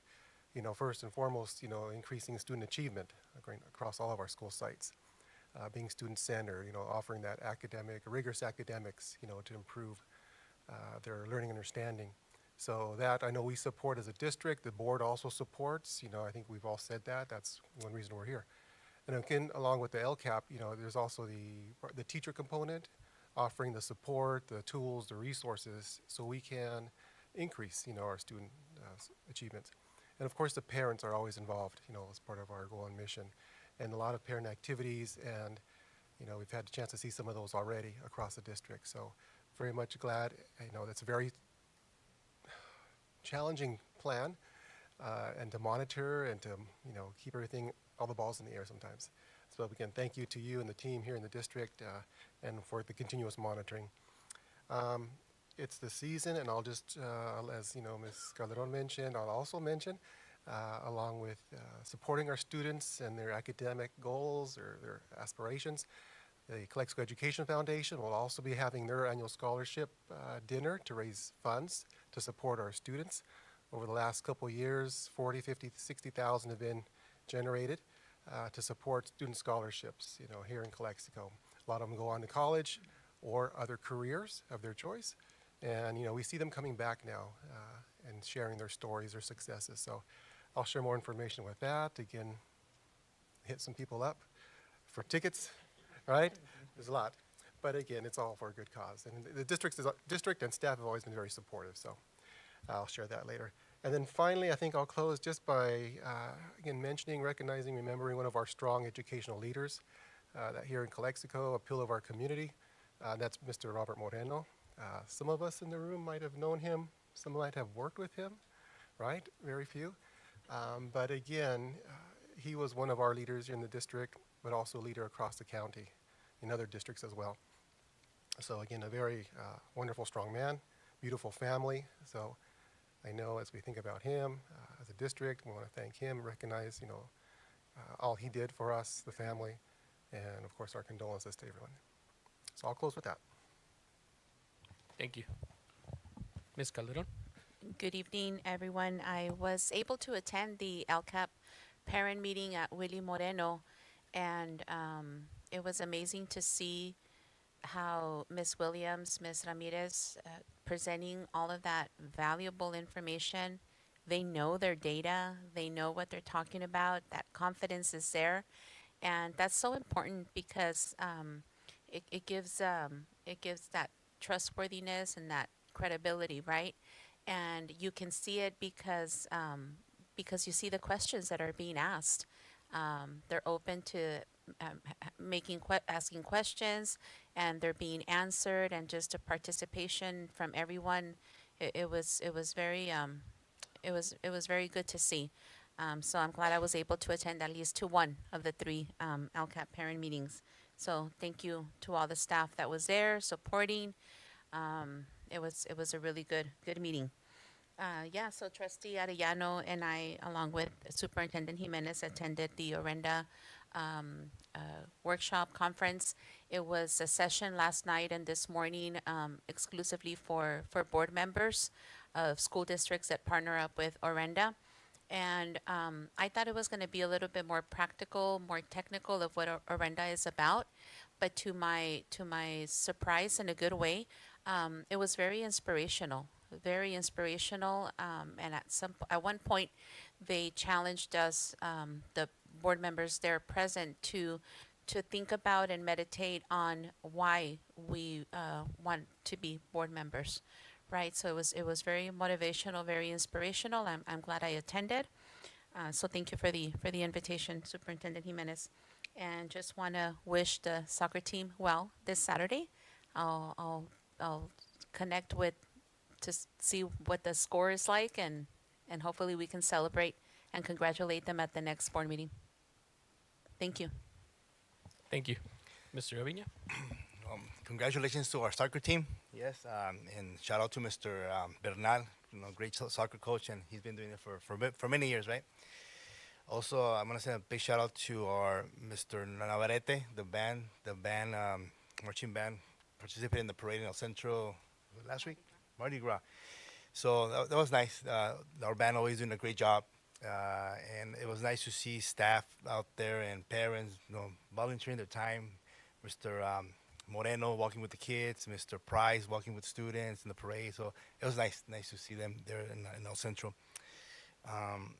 Also, the LCAP, great presentation, Ms. Ramirez. You're awesome. You know your stuff, and as you can see, we're very passionate about the academic success of our students, right?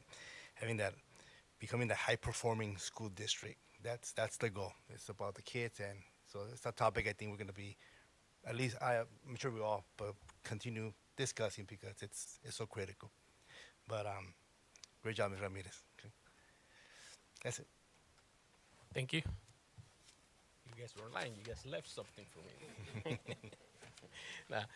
Ms. Ramirez, thank you for your presentation. I think, kind of like echoing what Mr. Aviña just said, sometimes we get a 92% and we want a 95, right? And it's always like, okay, how can we get that additional, right? And I just always think about, if we do 1% a week better, in 10 weeks we're 10% better. So, it's always something that we're going to be looking for. But thank you for your presentation. And I think it just kind of gives us a glimpse of where we're at and where we want to be at. Thank you. I want to thank all the sports teams this year. They all made it to CIFs. A lot of eliminations right away, but there's a lot of preparation that goes into it. Now that we have Mr. Bernal taking the boys, it just to make it towards that end, it's really, really important for some of our teams, to just make it and try to bring something into it, So if you look at those two CIFs within the last several years, right, it's not something easy. And then, we go from groups here that we self-fund to groups that are well-funded in San Diego, that have beautiful fields and, everything that they need for that. So it's always a good inspiration when we see our teams making it and the kids trying out and, going through that route. So it's always a good deal. And then the last thing is we did attend the County Teachers Association annual meeting. There was 4 of us that were there, along with some of the ACT representatives this Thursday.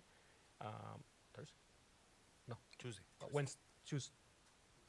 Tuesday. I think it was Tuesday. I just had so many little things that, yeah. So, it's just kind of getting a perspective us into, some of the stuff that the state is looking at and some of the stuff that we're looking locally to make things better for our teachers and also for our school district. Okay, thank you. Now we'll move to F, action items, consideration and actions approval for the following items.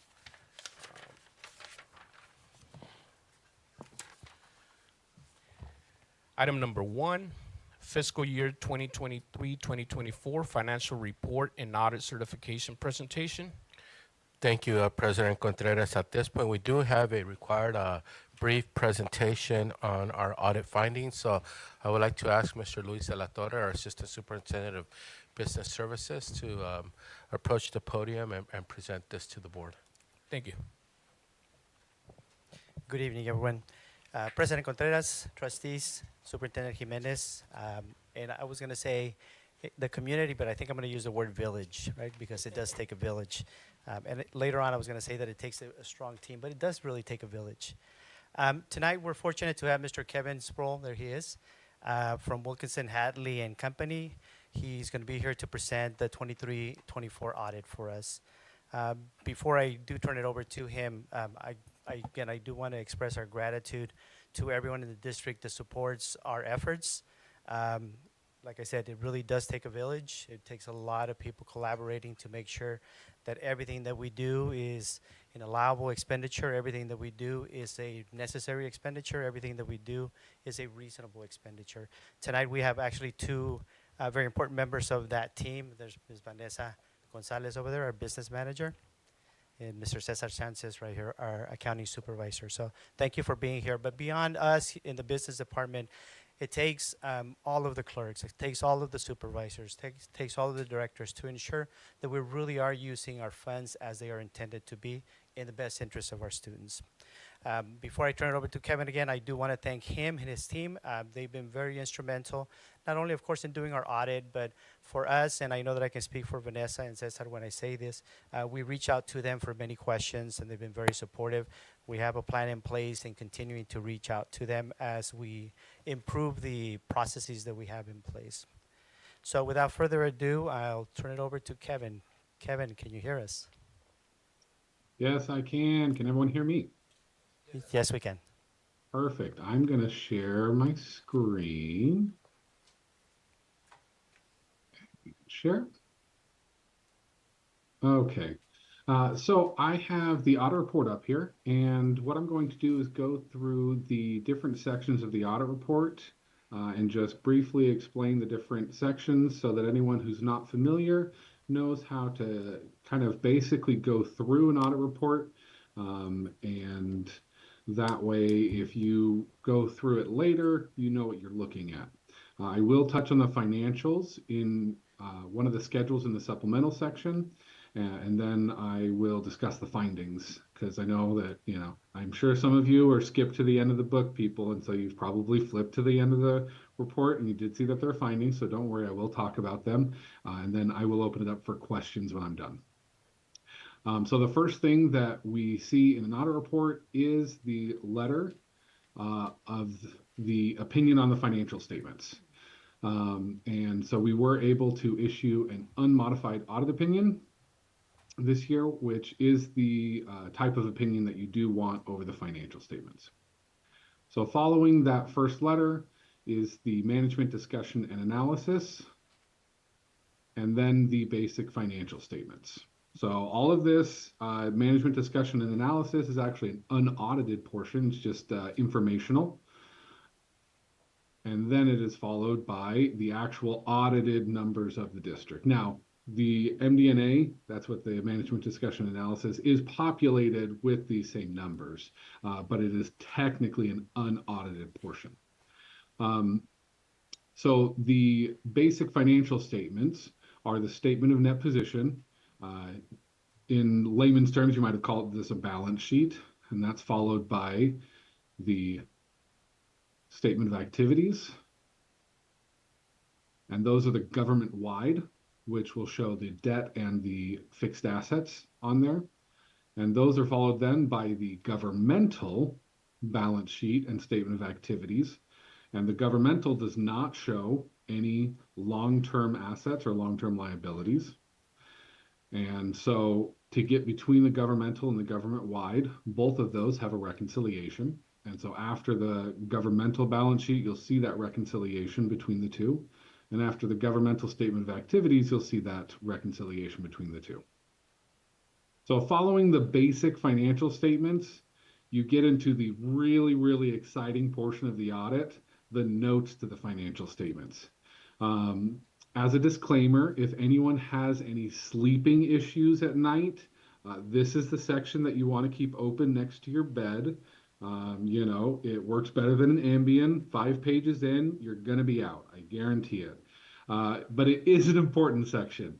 So the notes to the financial statements operate with two main functions. The first function is that it describes the main financial and accounting processes and how the district operates as far as their accounting principles. So what their capital asset threshold is, for example. But then the second part, I'm going to scroll down to where you can see it, is that each of those lines on the statement of net position, like accounts receivable, it actually will break that down into more detail. So I'm going to scroll down so you can see what I'm talking about. Right here, this is the accounts receivable note. And so you can see by major fund and the non-major fund combined, the more detailed information on accounts receivable. So each of those lines within the financial statements will then have their own note within the notes of the financial statement that will give you more detail, and so that you can dig down deeper within those financial statements in order to get more clarity. So after the notes to the financial statement, we've got the debt note, we've got the pension note, and we've got the OPEB note. Then following all those, we have what's called the required supplementary information. So the required supplementary information are schedules that are required to be in there because of generally accepted auditing principles and accounting principles. And these are several 10-year schedules that have to deal with pensions and OPEB. And then we have the combining statements.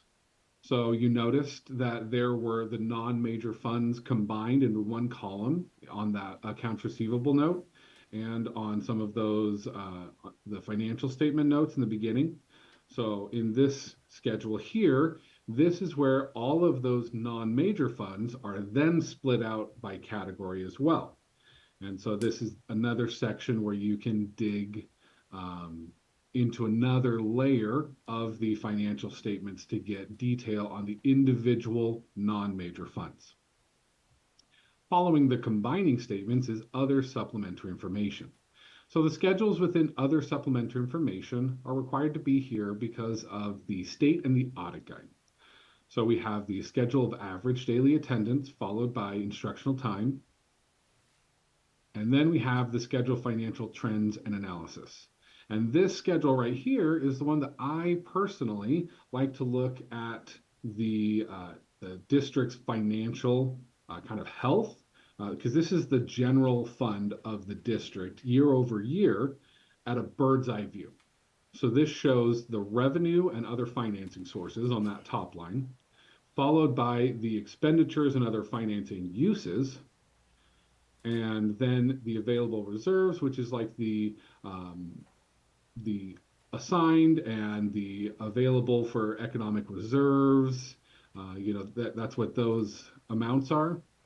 And then it also shows the long-term debt and the ADA at P2. And so this is really, like I said, that bird's eye snapshot, and you can see some trends that happen, whether it's ADA, whether it's expenditures, whether it's revenue. You can see those changes year over year. And so this is the schedule that I like to come to see if there are positive trends, if there are negative trends, if both revenue and expenditures look to be increasing. This is where I like to come to see if those things are happening. And then it also shows next year's budget. And it shows whether it's expected to have a positive budget, a negative budget, and usually at this time, the budget is typically negative just because school districts want to be conservative with their budgeting. And the governor's budget is usually conservative before they come out. And if they decide that schools get more money, or if they decide that schools don't get as much money. And so it's very, very common for a school district budget on a schedule like this to have a negative net change in fund balance. So that is very common. I don't think I had a single school district that I audited this year that had a positive net change in fund balance for their 2025 budget. So just for your information there. Following the scheduled financial trends analysis is the reconciliation of the annual financial and budget with the audited financial statements. So this is taking the unaudited actuals that were submitted, and it's comparing them with the final audited numbers. So any differences that were between the two, this is where those get reconciled. And then it's followed by the schedule of expenditure of federal awards. And then this year, there's an other information section. So in the past, we've had the LEA organization structure at the front of the supplemental information section, but the state controller's office has now asked that it be separated out from supplement information and put into its very own section of other information. And so now it has its very own section, so it's called other information. And just as, some foreshadowing, the state controller is not done putting schedules and putting other things into this section. So hooray, thank you, State Controller's Office. Anytime there's new stuff, they're always like, oh yeah, no, we just want to add one schedule there. And then the next year we find out that they're adding 5 more or something like that. It's like, yeah, just one. Sure. So this is where they wanted to put this now. So this is where it will from now on be in this other information section. But then following the other information are the 3 letters that are normal. So the first one is the Government Auditing Standards letter called the GAS letter. And that has to do with the financial statements. And that's followed by the Federal Compliance letter. And then that is followed by the State Compliance letter. And those letters are all summarized on the auditor results and findings. So here's the top financial statements where we issued an unmodified audit opinion.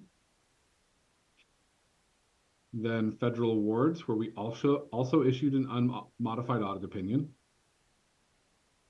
And then the state awards where we also issued an unmodified audit opinion.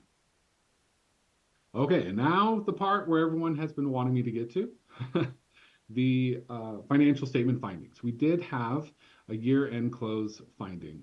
And so this happened because there were journal entries that during the year-end, during the end of the audit, we did have to make a series of journal entries in order to have the ending numbers in the audit reflect the correct numbers that they needed to be, whether it was during the conversion entries, going from modified accrual in the governmental statements to the full accrual in the government-wide for the leases and the subscriptions for GASB 87 and GASB 96. Or we had some issues with the ASB accounting because of the cybersecurity issue that happened this year. Some of the accounting systems that were used had some vulnerabilities. And so there was an ASB system that was very antiquated. And because of that, it was difficult for that to be updated in the district financial software. And so that ended up causing the revenue and expenses for several months not to be entered into the district software during close. So that caused a net entry into cash of $46,000. And then there were some other entries. There were some prior year journal entries that dealt with the same entries that were made during a prior year audit that hadn't gotten made during this year audit that I had to make again. And so because of the amount of all those entries combined, it went over the threshold that we look at when we determine whether or not to issue an audit finding. And so because of that, we did issue a finding this year for that. There is not a potential fiscal impact for that. And we did discuss this with the district, and they worked through a corrective action plan and included it in the audit report with an anticipated completion date of April of this year. And I will stop sharing my screen and open it up for questions.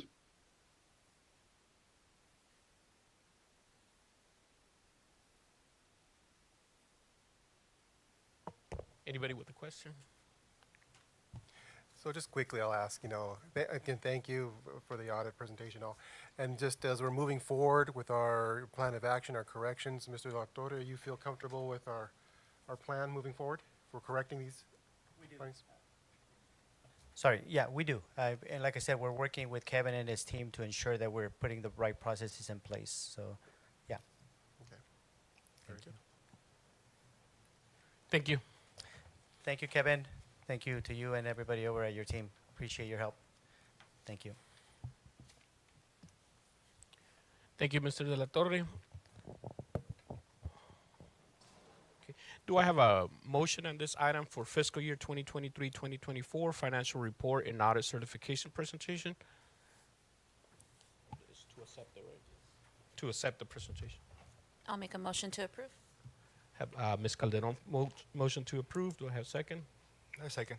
Second by Mr. Aviña. All those in favor, please signify by saying aye. Aye. Aye. Aye. Motion passes 5-0. Item number 2, agreement between Calexico Unified School District and ProSolve to provide in-person training to expand the learning staff and purchase materials to implement Quest for approximately 800 students during the summer camp 2025.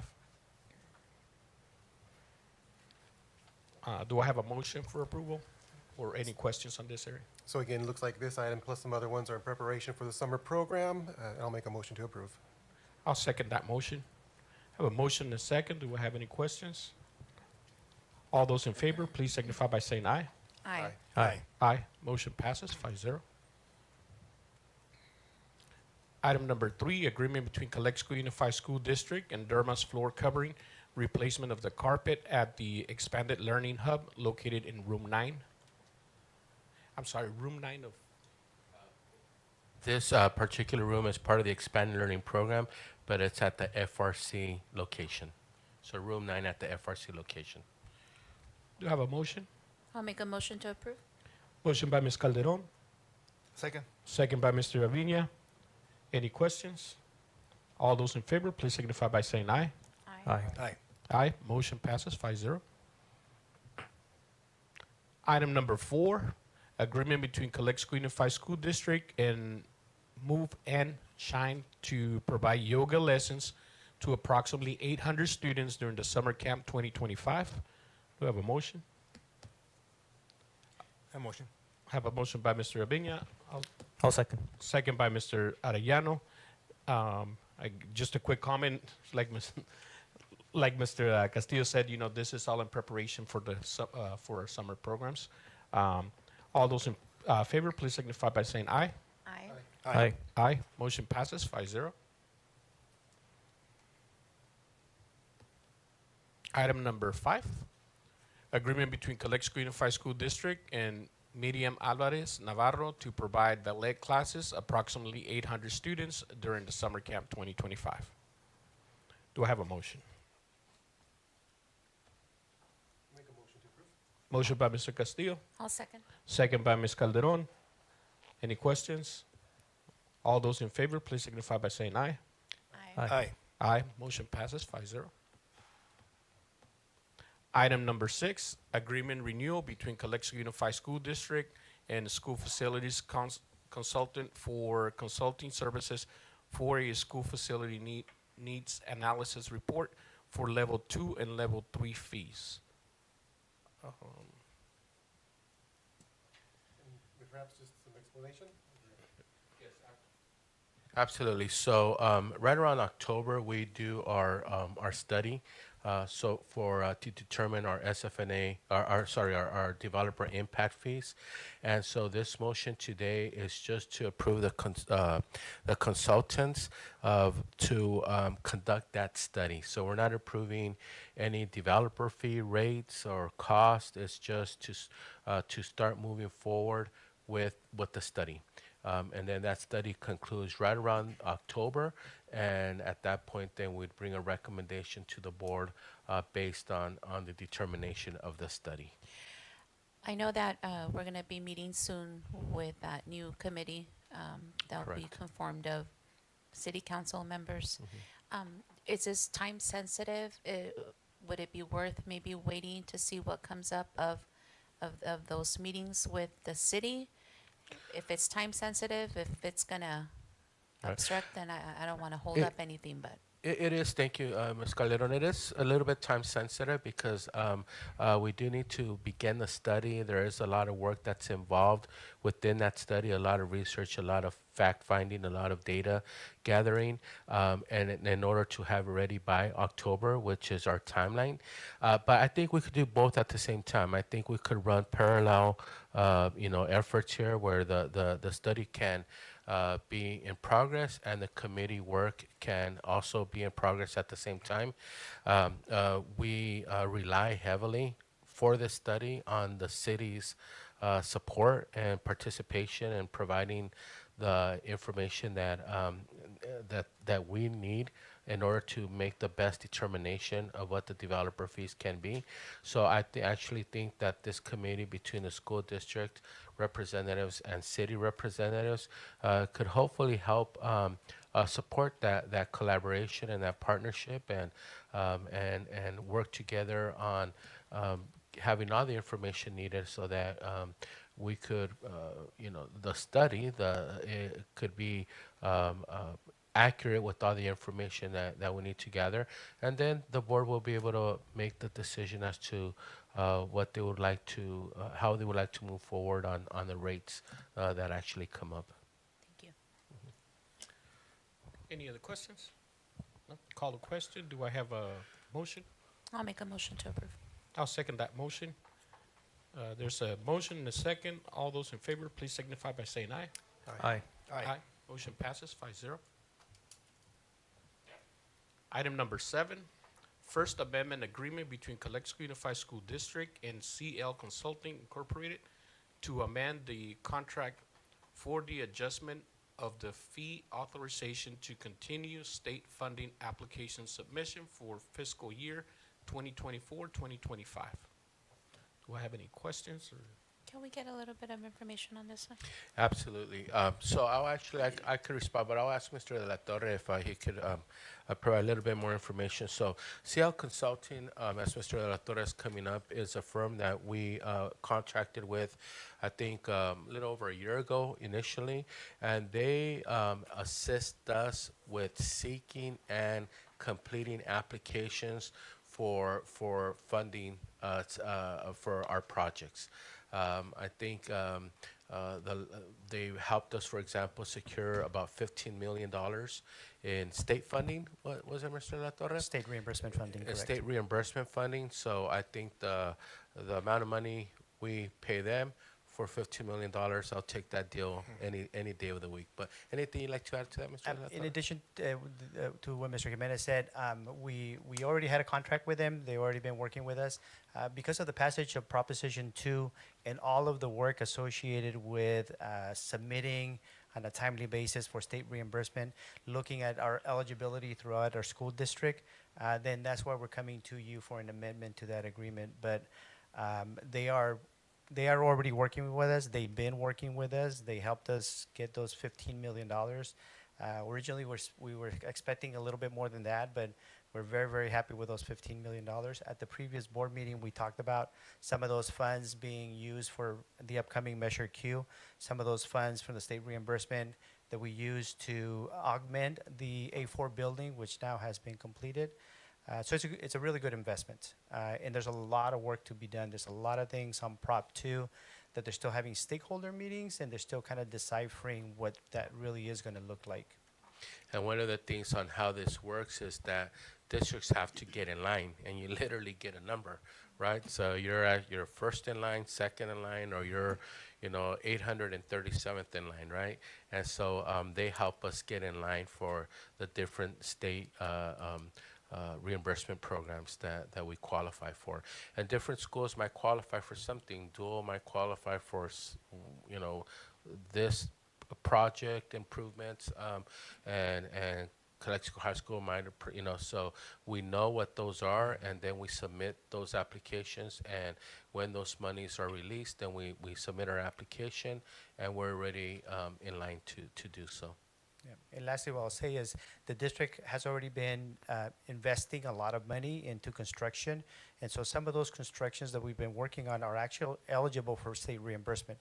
Right? It takes a while to submit and get the money, but we got to get in line, as Mr. Jimenez said. Any other questions? No. Thank you, Mr. La Torre. Thank you. Do I have a motion on this item? A motion. I have a motion by Mr. Aviña, second by Ms. Calderon. All those in favor, please signify by saying aye. Aye. Aye. Motion passes 5-0. Item number 8, approval of the Calexico Unified School District Comprehensive School Safety Plan.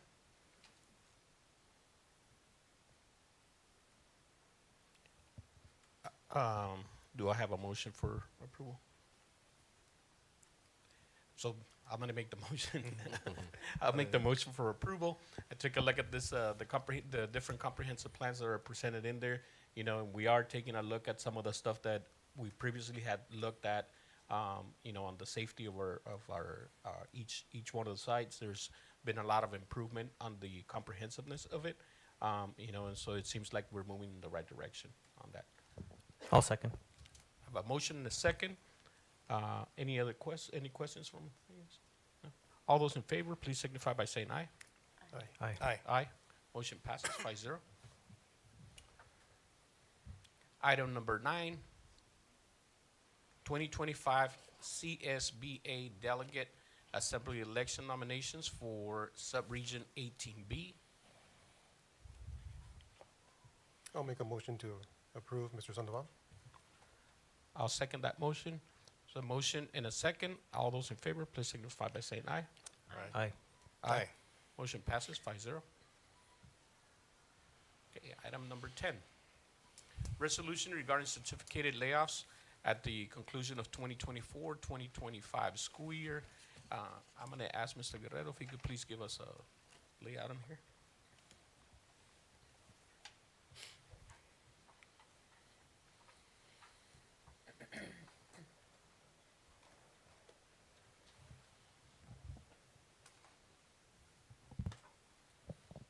Well, good evening, President Contreras, trustees, Superintendent Jimenez, and members of the public. The first resolution is for certificated layups. In this particular layup, we have 3 positions. We're asking the board to approve the resolution to discontinue an assistant principal position, a CTE business and finance position, and a school psychologist position. Is there any questions about the reasoning behind each one of the positions?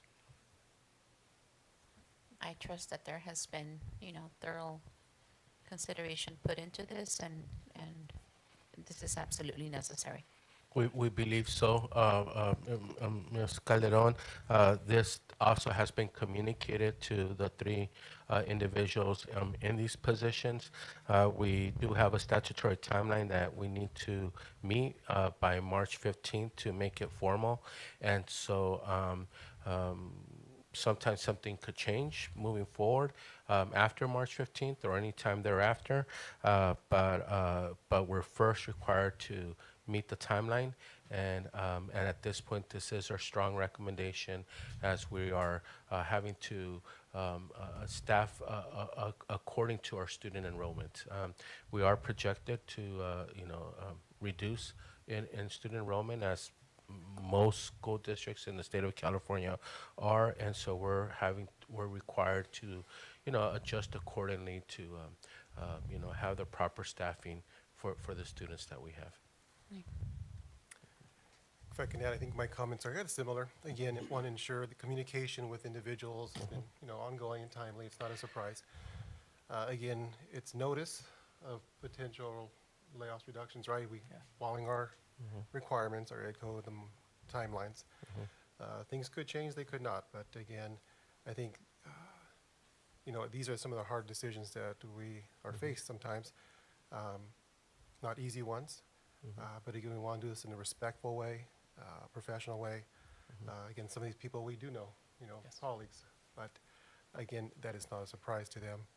I think just in addition, just looking at next year and what we saw in the audit report shed some light on that as well. Right. That's my comment. And we have been working really, really hard, and Mr. Guerrero and his team has done a very diligent work in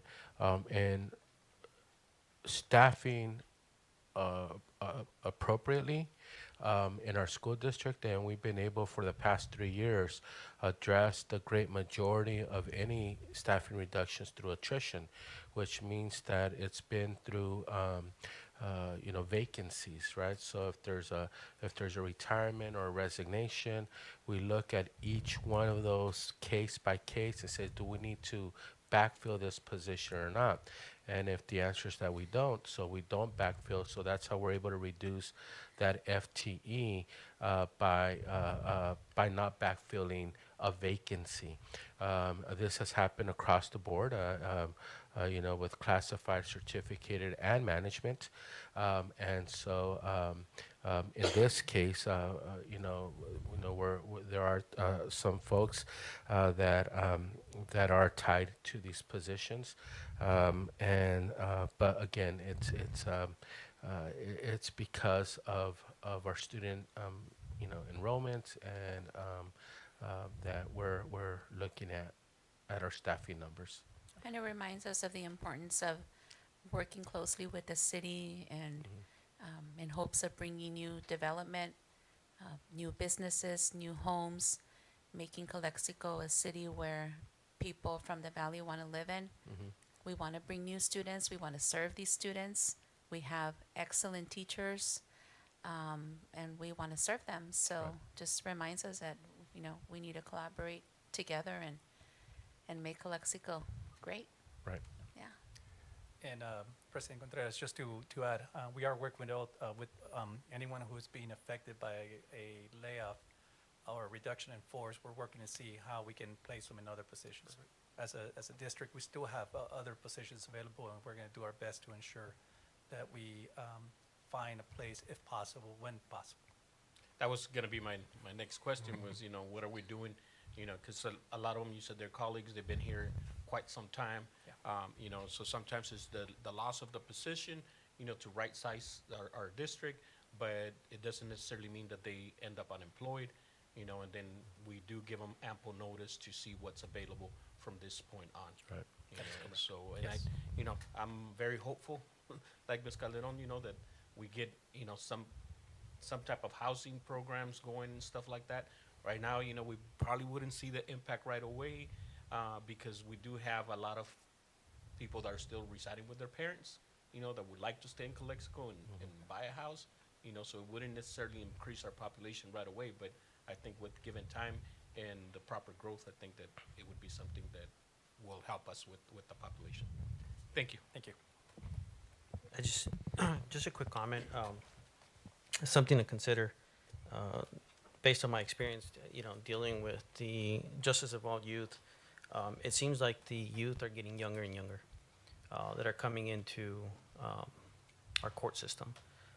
Looking at the documents, we're losing important positions. So it's important to always have that in the back of your mind that, these positions are crucial, especially where I'm coming from, where I'm getting phone calls from 11-year-olds, 12-year-olds. So it's important to really focus our attention on the elementary side, and because at the end of the day, a lot of times by the time they get to, years back we used to look at the junior highs to try to prevent them from entering the justice system as when they entered high school. It seems like now we have to focus on elementary. So just something to consider. Thank you. Thank you. So we have a resolution. Do I have a motion? I'll make a motion to approve. A motion by Ms. Calderon. I'll second that motion. So it's a resolution. Mr. Arellano, Yes. Mr. Castillo, Yes. Ms. Calderon, Yes. Mr. Aviña, Yes. and I, Contreras, will vote yes. Motion passes 5-0. Item number 11, resolution regarding classified layoffs at the conclusion of the 2024-2025 school year. Again, Mr. Romano.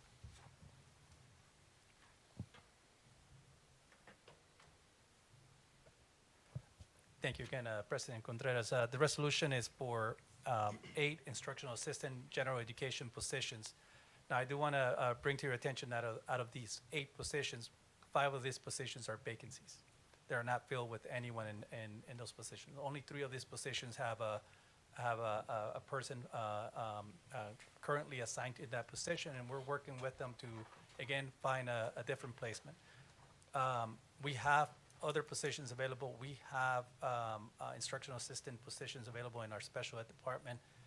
So we have plenty of opportunity, and we'll continue to work with our employees to find them a placement within another position. But please do know that out of the 8, 5 of those are vacancies. And to clarify that, so it's very, very important for us to follow ed code when it comes to this process and to follow our own contract. So some folks might have automatic right of return to a position, right? Other folks may not have that automatic right of return, but as Mr. Guerrero said, we if we can, we want to keep them, right? So that's where we explore with them other options, other opportunities that they might have in the district. If it's not an automatic right of return, they might have to go through a certain process because we have to look at our rules and procedures through the contract, the CBA, through the rules and regulations of our personnel commission, through ed code. So while some positions do have that right of return, other positions may not, and it's not a guarantee. But Mr. Guerrero is working hard with these folks to explore other options that we have available within the district. So that's what we mean about working with them to see if there's other opportunities that they might want to take advantage of. Yes. And just something on a quick history. This is something that's been worked since school started. So we originally had 21 21 original positions that, positions. so we've been kind of just working, the school district has been working on placing those individuals. So we're down now to 8, in reality looking at 3 positions. Yeah. So it's been something that's been working for us to right size, place individuals and where they need to be at, and have the less impact on an individual. These are the many, many IAs that we hired right when we were coming back from COVID with ESSER. Yes. Yes. And so unfortunately, We knew the this funds was are gonna gone, happen, yes. so it's now time to make those adjustments. Okay. So we have a resolution. Do I have a motion? I'll make a motion. Have a motion by Mr. Arellano. Do we I'll get a second. Second by Ms. Calderon. Any other questions? I think I'll just add again, not easy to make these decisions, but I do want to recognize and thank, those who've been proactive, as you mentioned, to have the foresight to begin, working in advance about other possible solutions, placements of employees, other opportunities to help them and help our district. So again, I do thank the group for being proactive on that. And if I could provide a little bit more detail, just very quickly. So back in October, Mr. Guerrero, our HR department, Ms. Melissa Navarro, our Personnel Commission department, along with CACA leadership, met with, I think there were 53 IAs, and shared with them that because of ESSER funding expired as of September 30th, and soon thereafter, we share with them, guys, this was one-time funds that we got under a lot of the COVID relief money and whatnot. We're going to be, of the 53, we're going to be releasing 21. We are not required to say anything, to tell you anything until March 15th, right? Or maybe a little bit before then. Why are we doing this in October? Because between October and November and December and January and February and March, right, a lot of openings can happen. A lot of opportunities can come on board, right? And you might look at some of these openings and say, well, let me apply to that opening. And like Mr. Guerrero just mentioned, of the 21, we're down to 3 people that are they're still in that position, and a lot of that happened because of that proactiveness that you're talking, Mr. Castillo, and a lot of people did. They're still with us, and they're going to be with us. They're just in other positions within the district. So we'll call the question. There's a first and a second. We'll move on with the resolution. Mr. Arellano, Yes. Mr. Castillo, Yes. Ms. Calderon, Yes. Mr. Aviña, Yes. Contreras, yes. Motion passes 5-0. And then now we'll go into closed session, item H. Thank you.